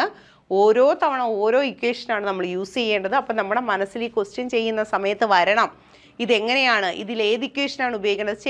ചെയ്ത് മാത്രമേ അത് നമുക്ക് പ്രാക്ടീസ് ചെയ്താൽ മാത്രമേ നമ്മുടെ തലയിലോട്ട് അത് കയറത്തുള്ളൂ. ഓരോ സമയവും നമുക്ക് കൺഫ്യൂഷൻ ഉണ്ടാക്കുന്ന ഒരു ഏരിയയാണ് ഇക്വിലിബ്രിയം. നല്ല തറവാക്കി പഠിച്ചേ പറ്റത്തുള്ളൂ. ഇതാ നോക്കിയ മക്കളെ, നമ്മളിപ്പോൾ പഠിച്ചേക്കുന്നത് ഒരു ആസിഡ്. ആദ്യം നമ്മൾ പഠിച്ചു ഒരു സോൾട്ടിനകത്ത് സ്ട്രോങ് ആസിഡും സ്ട്രോങ് ബേസും ആണെങ്കിൽ ഒന്നും നോക്കണ്ട, pHയുടെ വാല്യൂ 7 ആയിരിക്കും. ഇനി ആസിഡും ബേസും ഒരാൾ സ്ട്രോങ്ങും ഒരാൾ വീക്കും ആണെങ്കിൽ രണ്ട് ഇക്വേഷൻ നമ്മൾ പഠിച്ചു. ഇനി രണ്ടുപേരും വീക്കാണെങ്കിൽ ആ ഇലക്ട്രോലൈറ്റിൻ്റെ pH എങ്ങനെ കണ്ടുപിടിക്കും? അതിന് ഉള്ള ഇക്വേഷനാണ് 7 + 1/2 pKa മൈനസ് pKb. ഇനി നിങ്ങൾ പറയാണ് രണ്ട് കോൺസ്റ്റൻറ്റ് ഡിസോസിയേഷൻ കോൺസ്റ്റൻറ്റ് തരിക, ആസിഡ് ഡിസോസിയേഷൻ കോൺസ്റ്റൻറ്റും ബേസ് ഡിസോസിയേഷൻ കോൺസ്റ്റൻറ്റും തരികയാണ്. എന്നിട്ട് നിങ്ങളോട് പറയാം താഴെ തന്നിരിക്കുന്നതിൽ ആ ഇലക്ട്രോലൈറ്റിൻ്റെ pH എത്ര. നമുക്കിതൊക്കെ ഡിറൈവ് ചെയ്ത് ഇങ്ങനെ മൈനസ് ചെയ്തൊക്കെ എടുക്കാൻ ഭയങ്കര പാടാണ്. നിങ്ങൾ എന്ത് ചെയ്യണം, Ka വാല്യൂ Kb വാല്യൂ ആണ് തരുന്നതെങ്കിൽ Ka വാല്യൂ ആർക്കാ കൂടുതലെന്ന് നോക്കുക. Ka വാല്യൂ കൂടുക എന്ന് പറഞ്ഞാൽ pK വാല്യൂ എന്ത് ചെയ്യുക, കുറയുക. ഉദാഹരണത്തിന് Kaയുടെ വാല്യൂ കൂടുതലാണ്, അതായത് pKa വാല്യൂ എങ്ങനെയാണ്, കുറവാണ്. അപ്പോൾ ഇത് ചെറിയ വാല്യൂ അല്ലേ, ചെറുതിൽ നിന്നും മൈനസ് കുറച്ചാൽ, ചെറുതിൽ നിന്നും വലുത് കുറച്ചാൽ വാല്യൂ മൈനസ് ആവത്തില്ലേ. അപ്പോൾ മൈനസ് ഓഫ് പ്ലസ് മൈനസ് വരും. ദാറ്റ് മീൻസ് 7നേക്കാൾ കുറവായിരിക്കത്തില്ലേ. 7നേക്കാൾ കുറവാണെങ്കിൽ pH ഇത് എന്ത് നേച്ചർ ആയിരിക്കും, അസിഡിക് നേച്ചർ ആയിരിക്കും. pHൻ്റെ വാല്യൂ 7നേക്കാൾ കുറഞ്ഞ് നിൽക്കും. അപ്പോൾ നമ്മുടെ ഓപ്ഷനിൽ 7നേക്കാൾ കുറഞ്ഞ ഒരു വാല്യൂവും ബാക്കിയെല്ലാം 7ഉം അതിന് മുകളിലോട്ടും ആണെങ്കിൽ നമുക്ക് കണ്ണു അടച്ചുകൊണ്ട് എഴുതിക്കൂടെ.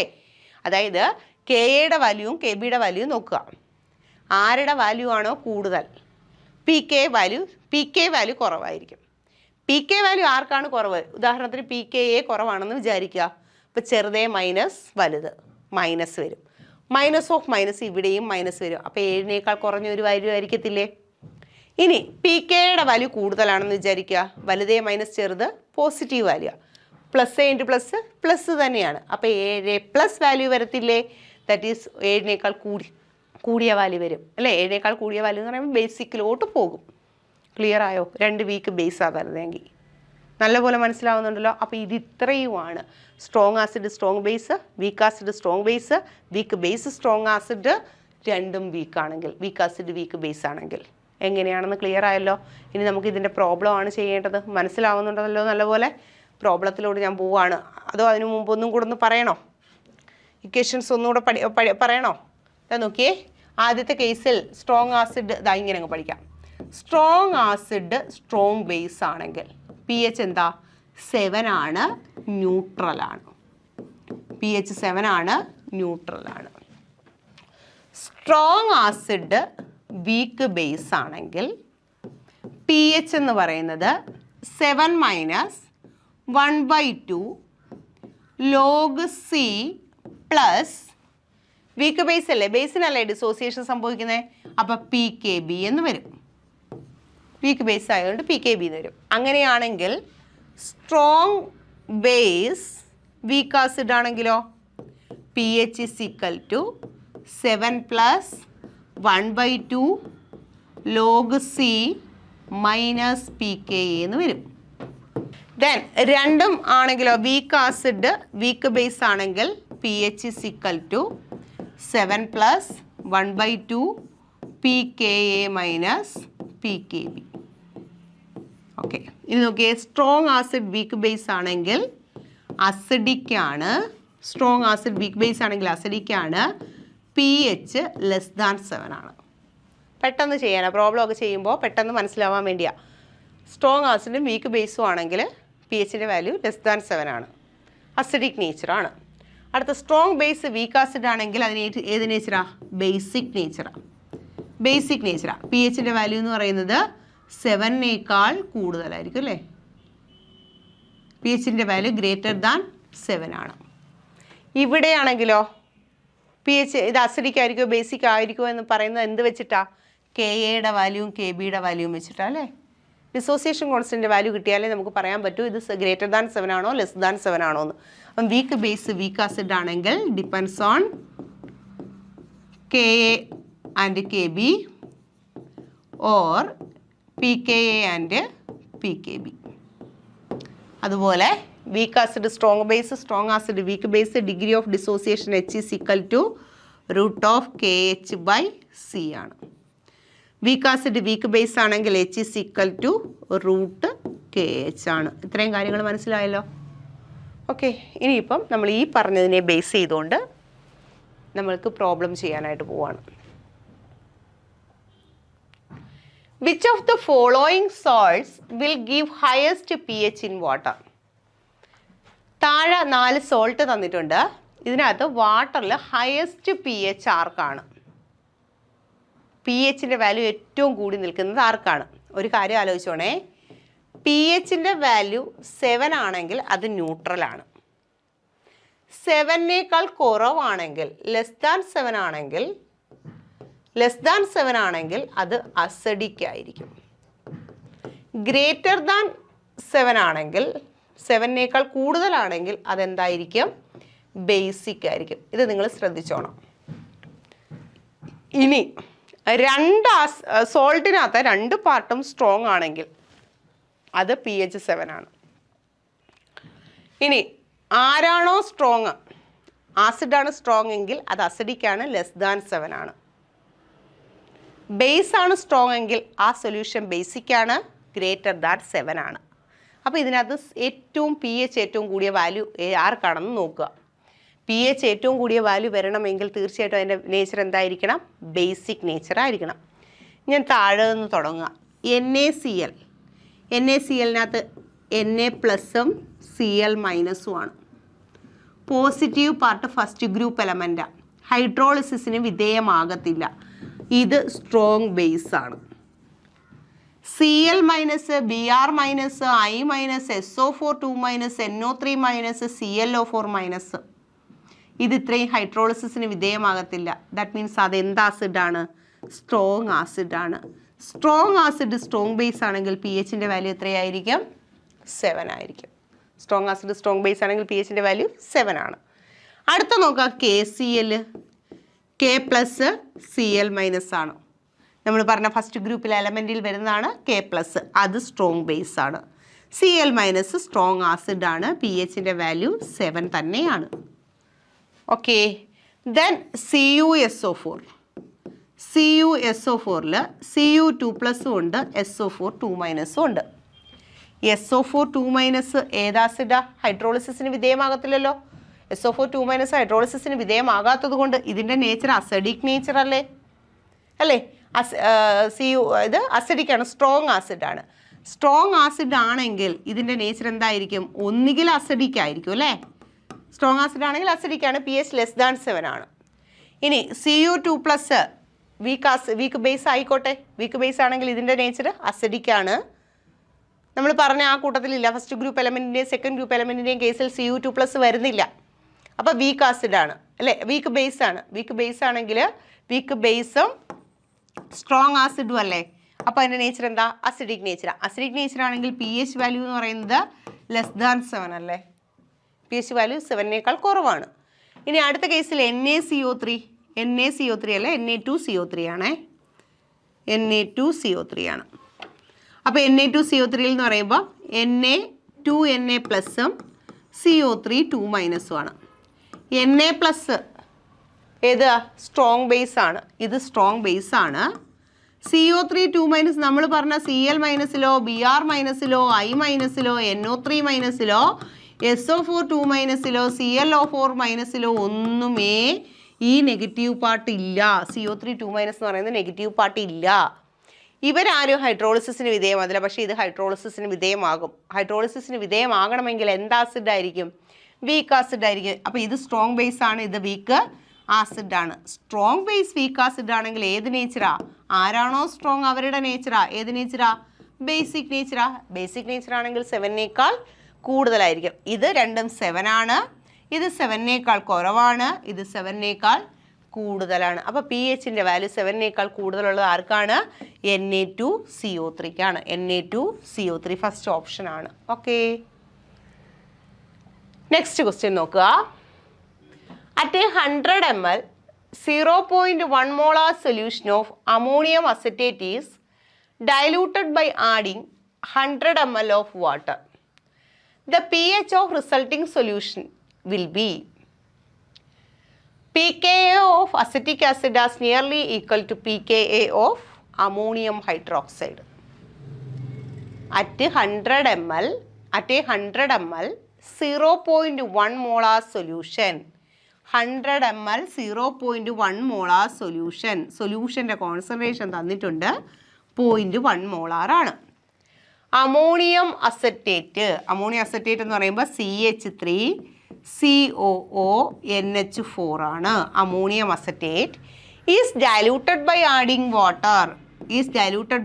100 ml water. The pH of resulting solution will be, ഇപ്പോൾ ഒന്ന് ശ്രദ്ധിക്കുക, CH3COOH NH4 ആണ് നമ്മുടെ സോൾട്ട്. CH3COO മൈനസും NH4 പ്ലസും ആണ്. പ്ലസ് ബേസിൻ്റെ പാർട്ടാണ്, മൈനസ് ആസിഡിൻ്റെ പാർട്ടാണ്.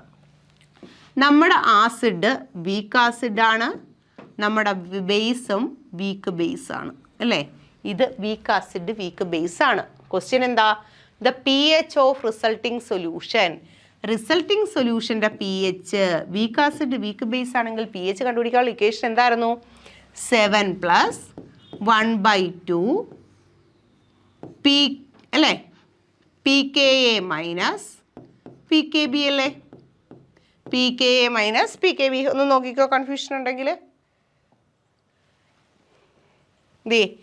7+1/2 pKa മൈനസ് pKb ആണ്. 7+1/2 pKa മൈനസ് pKb ആണ് pH കണ്ടുപിടിക്കാനുള്ള ഇക്വേഷൻ. ഇനി നോക്കിയേ, pKa of acetic acid is nearly equal to pKa of ammonium hydroxide. pKa അല്ല, മിസ്റ്റേക്ക് ആണ്, pKb ആണ്. അതായത് അസറ്റിക് ആസിഡിൻ്റെ pKa വാല്യൂവും അമോണിയം ഹൈഡ്രോക്സൈഡിൻ്റെ pKb വാല്യൂ ഏകദേശം തുല്യമാണ്. അങ്ങനെയാണെങ്കിൽ pKa is equal to pKb എന്ന് എടുത്തൂടെ? ഇപ്പോൾ pKa 5 ആണെന്ന് വിചാരിക്കുക, pKbയും 5 ആണ്. 5 - 5 എത്ര? 0 ആണ്. 0 × 1/2 എത്ര? 0 ആണ്. As a result pH is equal to 7+½ into ഇത് രണ്ടും ഈക്വൽ ആണ്. അപ്പോൾ ഇതും pKa തന്നെയല്ലേ. pKa മൈനസ് pKa 0 ആണ്. അപ്പം that is pH is equal to എത്ര എന്ന് വന്നു? 7 എന്ന് വന്നു. അപ്പോൾ ഈ തന്നിരിക്കുന്ന സൊല്യൂഷൻ്റെ pH എത്രയാണ്?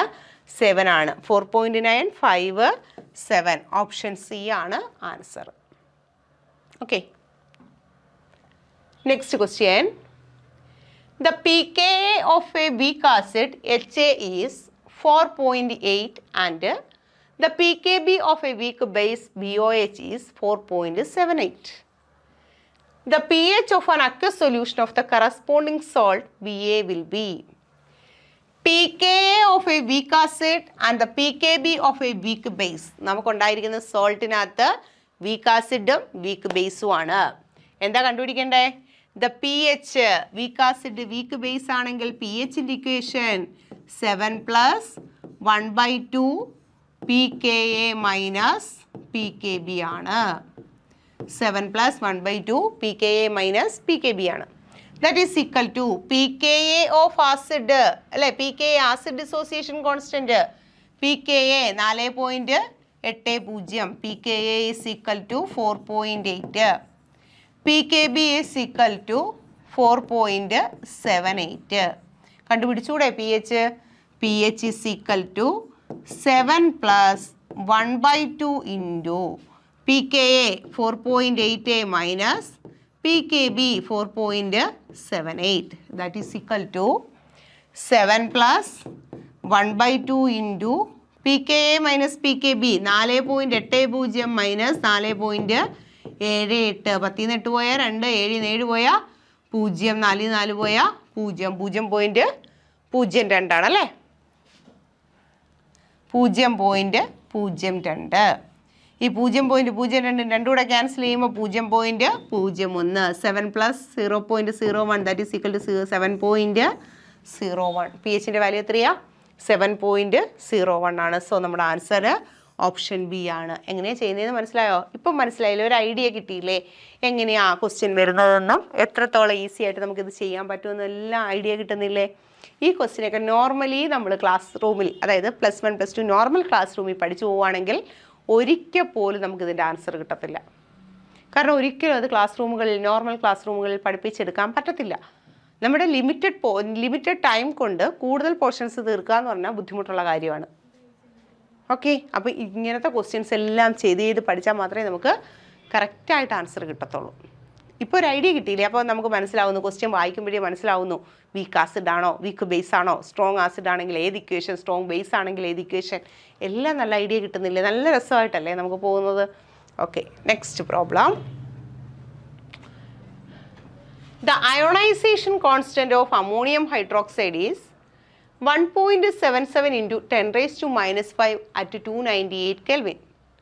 Hydrolysis constant of ammonium chloride is ammonium chloride ന്റെ hydrolysis constant KH ന്റെ വാല്യൂ കണ്ടുപിടിക്കണം. ഇതാ നോക്കിയേ, ionisation constant of ammonium hydroxide. Ammonium hydroxide NH4OH ആണല്ലേ. അമോണിയം ഹൈഡ്രോക്സൈഡിൻ്റെ, അതായത് ഇതൊരു ബേസ് ആണ്, KB ആണ് തന്നിരിക്കുന്നത്. KB = 1.77 × 10⁻⁻5 ആണ്. KBയുടെ വാല്യൂ 1.77 × 10⁻⁻5.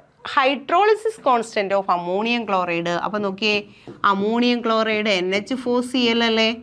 അമോണിയം ക്ലോറൈഡ് ഡിസോസിയേറ്റ് ചെയ്താൽ അമോണിയം പ്ലസും NH4+ഉം OH- ആയിട്ടല്ലേ അമോണിയം ക്ലോറൈഡ് ഡിസോസിയേറ്റ് ചെയ്താൽ NH4+ഉം Cl- ആയിട്ടാണ് മാറുന്നത്. നമ്മുടെ Cl- എന്ന് പറയുന്നത് സ്ട്രോങ് ആസിഡാണ്, ഹൈഡ്രോളിസിസിന് വിധേയമാകത്തില്ല. അപ്പോൾ ഹൈഡ്രോളിസിസിന് വിധേയമാകുന്നത് ആരാ? NH4++. Water gives NH4OH+ H+ അല്ലേ. ഇതല്ലേ ഹൈഡ്രോളിസിസ് റിയാക്ഷൻ എന്ന് പറയുന്നത്. അങ്ങനെയാണെങ്കിൽ ഇക്വിലിബ്രിയം കോൺസ്റ്റന്റ് അല്ലെങ്കിൽ ഹൈഡ്രോളിസിസ് കോൺസ്റ്റന്റ് KH എന്ന് പറയുന്നത് concentration of NH4OH into concentration of H+ divided by concentration of NH4+ അല്ലേ.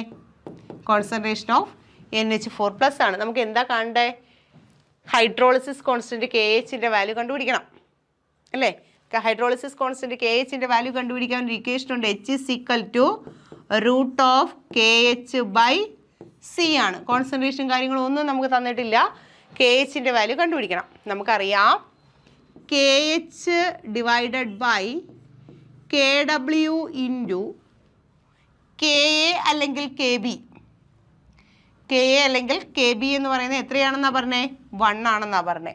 അങ്ങനെയാണെങ്കിൽ KH = KW divided by KB അല്ലേ. KWൻ്റെ വാല്യൂ 10⁻⁻14 അല്ലേ.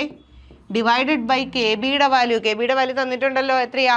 1.77 × 10⁻⁻5 ആണ്. ദാറ്റ് ഈസ് ഈക്വൽ ടു 10⁻⁻5 മുകളിൽ പോകുമ്പോൾ 10⁻+5 ആകും.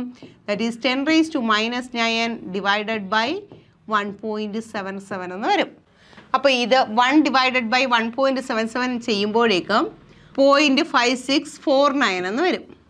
10⁻⁻9 മുകളിലുണ്ട് into 10⁻⁻9. That is equal to, നമ്മൾ 0.56നെ 5.6 എന്ന് എടുത്താലോ, 5.6 × 10⁻⁻10 എന്ന് വരത്തില്ലേ. അപ്പോൾ KHൻ്റെ വാല്യൂ 5.64 × 10⁻⁻10 ആണ്. ഇങ്ങനൊരു ഓപ്ഷൻ ഉണ്ടോ നോക്കാം. 6.5 5.6 × 10⁻⁻13 അല്ല, 5.6 × 10⁻⁻12 അല്ല, 5.649 എന്നല്ലേ വന്നേ. ആ 649നെ 65 എന്ന് എടുത്തു. 65 × 10⁻⁻10 ആണ്. സോ നമ്മുടെ ആൻസർ എന്ന് പറയുന്നത് ലാസ്റ്റ് ഓപ്ഷൻ ആണ്. ഓപ്ഷൻ D ആണ് കേട്ടോ. 5.65 × 10⁻⁻10. Okay. Next question.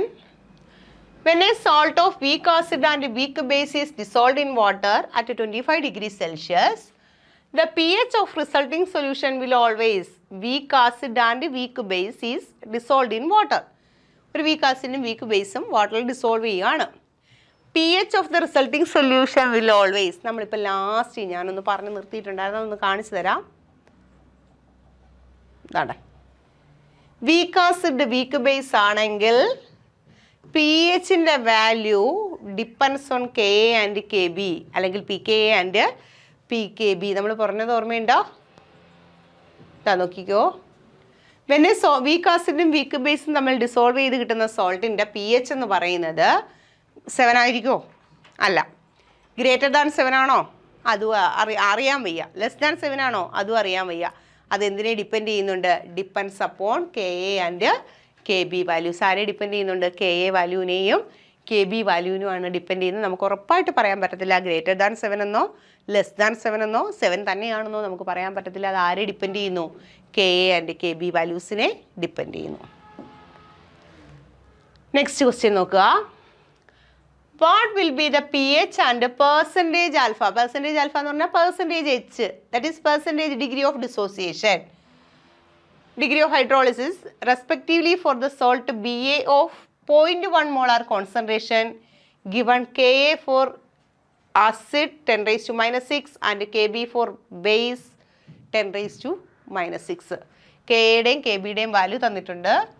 With P H of degree of hydrolysis of the salt BA4. BA ആണ്. KA ആസിഡ് ഡിസോസിയേഷൻ കോൺസ്റ്റൻറ്റും ബേസ് ഡിസോസിയേഷൻ കോൺസ്റ്റൻറ്റുമാണ്. ആസിഡ് ഡിസോസിയേഷൻ കോൺസ്റ്റൻറ്റും ബേസ് ഡിസോസിയേഷൻ കോൺസ്റ്റൻറ്റും കിട്ടണമെങ്കിലേ അതെന്ത് ആസിഡും എന്ത് ബേസുമാണ്? സ്ട്രോങ് ആസിഡ് ഡിസോസിയേഷന് വിധേയമാകുന്നുണ്ടോ? അല്ലെങ്കിൽ ഡിസോസിയേഷൻ കോൺസ്റ്റൻ്റ് ഉണ്ടോ? കംപ്ലീറ്റ് ആയിട്ട് ഡിസോസിയേറ്റ് ചെയ്യല്ലേ. നമ്മൾ ഈ ഡിസോസിയേഷൻ കോൺസ്റ്റൻ്റ് വാല്യൂ പറയുന്നത് ആർക്കാ? വീക്കായിട്ടുള്ള ആൾക്കാർക്കാണ്. ഓസ്റ്റ്വാൾഡ് ഡൈല്യൂഷൻ ലോ നമുക്ക് ആപ്ലിക്കബിൾ ആയിട്ടുള്ളത് ആർക്കാ? വീക്കായിട്ടുള്ളവർക്ക്. അത് വീക്ക് ആസിഡും വീക്ക് ബേസും ആണ് അല്ലേ. അപ്പോൾ 2 വാല്യൂസ് തന്നിട്ടുണ്ട്. KA വാല്യൂവും തന്നിട്ടുണ്ട്, KB വാല്യൂവും തന്നിട്ടുണ്ട്. അപ്പം തന്നെ നമ്മൾ ആലോചിച്ച് പോകണം. അങ്ങനെയൊക്കെയാണ് നമ്മുടെ മാർക്ക് പോകുന്നത്. KAയുടെ വാല്യൂയും KA വാല്യൂ തന്നിട്ടുണ്ടെങ്കിൽ അത് ആസിഡ് ആയിരിക്കാം, വീക്ക് ആസിഡ് ആയിക്കോട്ടെ ബേസ് ആയിക്കോട്ടെ. KAയുടെ വാല്യൂ തന്നാൽ അത് തീർച്ചയായിട്ടും വീക്ക് ആസിഡ് ആയിരിക്കും. KBയുടെ വാല്യൂ തന്നിട്ടുണ്ടെങ്കിൽ തീർച്ചയായിട്ടും ആ ബേസ് വീക്ക് ബേസ് ആയിരിക്കും. അപ്പോൾ നമുക്ക് KAയുടെ വാല്യൂ തന്നിട്ടുണ്ട്, KBയുടെ വാല്യൂ തന്നിട്ടുണ്ട്. ദാറ്റ് മീൻസ് ഇതിനകത്ത് ഈ സോൾട്ട് എന്ന് പറയുന്നത് salt of weak acid and weak base ആണ്. എന്താ കണ്ടുപിടിക്കേണ്ടേ? What will be the pH and percentage of hydrolysis. നമുക്ക് ആദ്യം pH കണ്ടുപിടിക്കാം. pH is equal to 7 plus 1/2 pKa minus pKb അല്ലേ. pKa minus pKb ആണ്. KA വാല്യൂ തന്നിട്ടുണ്ട്. KA is equal to 10 raised to minus 6. KB is equal to 10 raised to minus 6. ഇനി വല്ലതും ചെയ്യാൻ പോണോ? KBയുടെയും KBയുടെയും വാല്യൂ സെയിമാന്ന് പറഞ്ഞു കഴിഞ്ഞാൽ PKയുടെയും PKBയുടെയും വാല്യൂ സെയിമാണ്. PKയുടെയും PKBയുടെയും വാല്യൂ സെയിം ആയാൽ ഇതേ മൈനസ് ഇത് 0 ആവും. That means pH is equal to എന്തെന്ന് വന്നു? 7 എന്ന് വന്നു. ഇനി ബാക്കി ചെയ്യണോ? വേണ്ട. ഇനി ബാക്കിയൊക്കെ ചെയ്തു പോയാൽ സമയം വേസ്റ്റ് ആവുന്നേ ഉള്ളൂ. രണ്ടിൻ്റെയും KA വാല്യൂ തുല്യമാണ്. രണ്ടിൻ്റെയും KA വാല്യൂ തുല്യമാണെന്ന് പറഞ്ഞാൽ രണ്ടിൻ്റെയും PK വാല്യൂ തുല്യമാണ്. PKA മൈനസ് PKB ആണ്. രണ്ടും തുല്യമാണെങ്കിൽ അത് എന്തായിട്ട് പോവും? 0 ആയിട്ട് പോവും. അപ്പോൾ 0/2 0 ആണ്. ആസ് എ റിസൾട്ട് pH എന്താണ്? 7 ആണ്. ഇനി നമ്മുടെ ഓപ്ഷനിലോട്ട് നോക്കാം. pH 7 ആയിട്ടുള്ള എത്ര ഓപ്ഷൻസ് ഉണ്ട്? നമുക്ക് 2 ഓപ്ഷൻസ് ഉണ്ട് അല്ലേ. pH 7 ആയിട്ടുള്ള 2 ഓപ്ഷൻ ഉണ്ട്. ഇനി 2 ആണോ 4 ആണോ എന്നാ നമുക്ക് അറിയേണ്ടത്. ബാക്കി 2 എണ്ണം അല്ല എന്ന് ഉറപ്പിച്ചു. ഇനി എന്താ കണ്ടുപിടിക്കേണ്ടേ? Degree of hydrolysis. Degree of hydrolysis ആണ് കണ്ടുപിടിക്കേണ്ടത് അല്ലേ. Degree of hydrolysis strong acid weak ബേസോ വീക്ക് ആസിഡ് സ്ട്രോങ് ബേസോ ആണെങ്കിൽ ഡിഗ്രി ഓഫ് ഹൈഡ്രോളിസിസ് ആൽഫ അല്ലെങ്കിൽ H എന്ന് പറയുന്നത് √KH/C ആണ്. ഇവിടെ വീക്ക് ആസിഡ് വീക്ക് ബേസ് ആണെങ്കിൽ ഡിഗ്രി ഓഫ് ഹൈഡ്രോളിസിസ് H എന്ന് പറയുന്നത് √KH ആണ്. √KH ആണ്. ഇതാ നോക്കിയേ. അപ്പോൾ ഇവിടെ ഇതെന്ന് പറയുന്നത് എന്താണ്? Degree of dissociation alpha is equal to √KH ആണ് അല്ലേ. KH എന്ന് പറഞ്ഞാൽ എന്താ?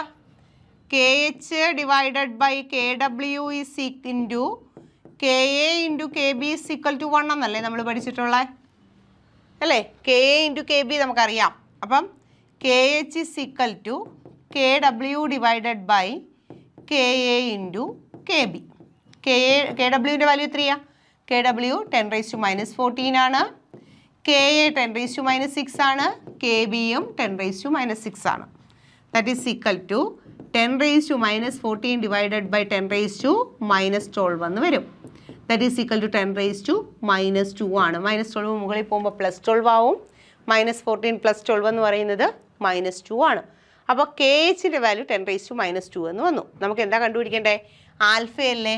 അപ്പോൾ alpha is equal to √KH √10 raised to minus 2. That is equal to 10 raised to minus 2 the whole raised to 1/2. That is equal to 10 raised to minus 1 അല്ലേ. Degree of dissociation alpha അല്ല ചോദിച്ചേക്കുന്നത്, പെർസെൻറ്റേജാണ് ചോദിച്ചേക്കുന്നത്. Percentage കണ്ടുപിടിക്കാൻ എന്ത് ചെയ്യണം? ഒരു 100 കൊണ്ട് multiply ചെയ്യണം. That is 10 raised to minus 1 നമുക്ക് 0.1 എന്ന് എഴുതിക്കൂടെ? 10 raised to minus 1 എന്ന് പറയുമ്പോൾ 1/10 ആണ്. 1/10 എന്ന് പറയുന്നത് 0.1 ആണ്. അപ്പോൾ അതിനെ പെർസെൻറ്റേജിലോട്ട് മാറ്റാൻ 0.1 × 100 ആണ്. അങ്ങനെയാണെങ്കിൽ 0.1 × 100 എന്ന് പറയുമ്പോൾ 10% എന്ന് വരും. Degree of dissociation alpha is equal to 10%. നോക്കാം. 7ഉം 10ഉം 7ഉം 0.01% നമുക്ക് തെറ്റരുത്. നമ്മൾ ആ ഡിഗ്രി ഓഫ് ഡിസോസിയേഷൻ ആൽഫ ആയിരുന്നെങ്കിൽ നമ്മൾ ഓർക്കാതെ ഇത് എഴുതി പോയേനെ. പെർസെൻറ്റേജ് ആണ് ചോദിച്ചേക്കുന്നത്, അതുകൊണ്ട് 10% ആണ്. സോ കറക്റ്റ് ആൻസർ എന്ന് പറയുന്നത് 7 ആൻഡ് 10%. pH 7 ആണ്, ഡിസോസിയേഷൻ 10% ആണ്. ക്ലിയർ ആയോ? അപ്പോൾ ഈ നമ്മൾ ഇന്ന് പഠിച്ച ഏരിയ എന്ന് പറഞ്ഞാൽ നല്ല വാസ്റ്റായിട്ടൊരു ഏരിയയാണ് നമ്മളിപ്പോൾ കവർ ചെയ്തേക്കുന്നത്. ഒരുപാട് ക്വസ്റ്റ്യൻസ് നമ്മുടെ പ്രീവിയസ് ക്വസ്റ്റ്യൻസ് ഒക്കെ നോക്കുവാണെങ്കിൽ ഒരുപാട് ഇതിൽ നിന്നും ചെയ്യാനായിട്ടുണ്ട്. ഒരുപാട് നല്ല ആഴത്തിൽ പഠിക്കാനുള്ള ടോപ്പിക്കാണ്. ഞാൻ എപ്പോഴും ആവർത്തിച്ച് പറയുകയാണ്, കെമിക്കൽ ഇക്വിലിബ്രിയത്തിലോ അയോണിക് ഇക്വിലിബ്രിയം ഒരു കഴിഞ്ഞ 2 ക്ലാസ്സിന് മുമ്പ് വരെയോ നമുക്ക് ഈസി ആയിട്ട് പഠിച്ചു പോകാൻ പറ്റുമായിരുന്നു. പക്ഷേ ഈ പഠിച്ചുകൊണ്ടിരിക്കുന്ന ഏരിയ എന്ന് പറഞ്ഞാൽ നല്ല ഒരു പാടുള്ള ഒരു ഏരിയയാണ്, ബുദ്ധിമുട്ടുള്ള ഒരു ഏരിയയാണ്. ഇക്വേഷൻസ് എല്ലാം ബൈഹാർട്ട് ചെയ്ത് വെച്ചിരുന്നാൽ മാത്രമേ നമുക്കിത് കംപ്ലീറ്റ് ചെയ്യാൻ പറ്റൂ. എന്ന് ചോദിച്ചാൽ ഇക്വേഷൻ ബൈഹാർട്ട് ചെയ്താൽ ചെയ്യാൻ പറ്റുമോ? ക്വസ്റ്റ്യൻ മനസ്സിലാവണം.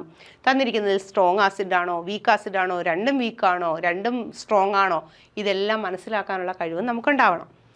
ഇനി അടുത്ത പഠിക്കാനുള്ളതെന്ന് പറഞ്ഞാൽ ഇതിനേക്കാൾ വലിയൊരു സംഭവമാണ് പഠിക്കാനുള്ളത്, സോലുബിലിറ്റി പ്രോഡക്റ്റ്. ഇതുപോലെ കൺഫ്യൂഷൻ ഉണ്ടാക്കുന്ന വലിയൊരു ഏരിയയാണ് സോലുബിലിറ്റി പ്രോഡക്റ്റ്. അത് നമ്മൾ തൽക്കാലം ഇന്ന് ഇതിൻ്റെ കൂടെ പോകുന്നില്ല. സോലുബിലിറ്റി പ്രോഡക്റ്റ് അടുത്ത ക്ലാസ്സിൽ നമുക്ക് കാണാം. അപ്പോൾ നല്ല പോലെ ചെയ്ത് പഠിക്കുക. ഓക്കെ.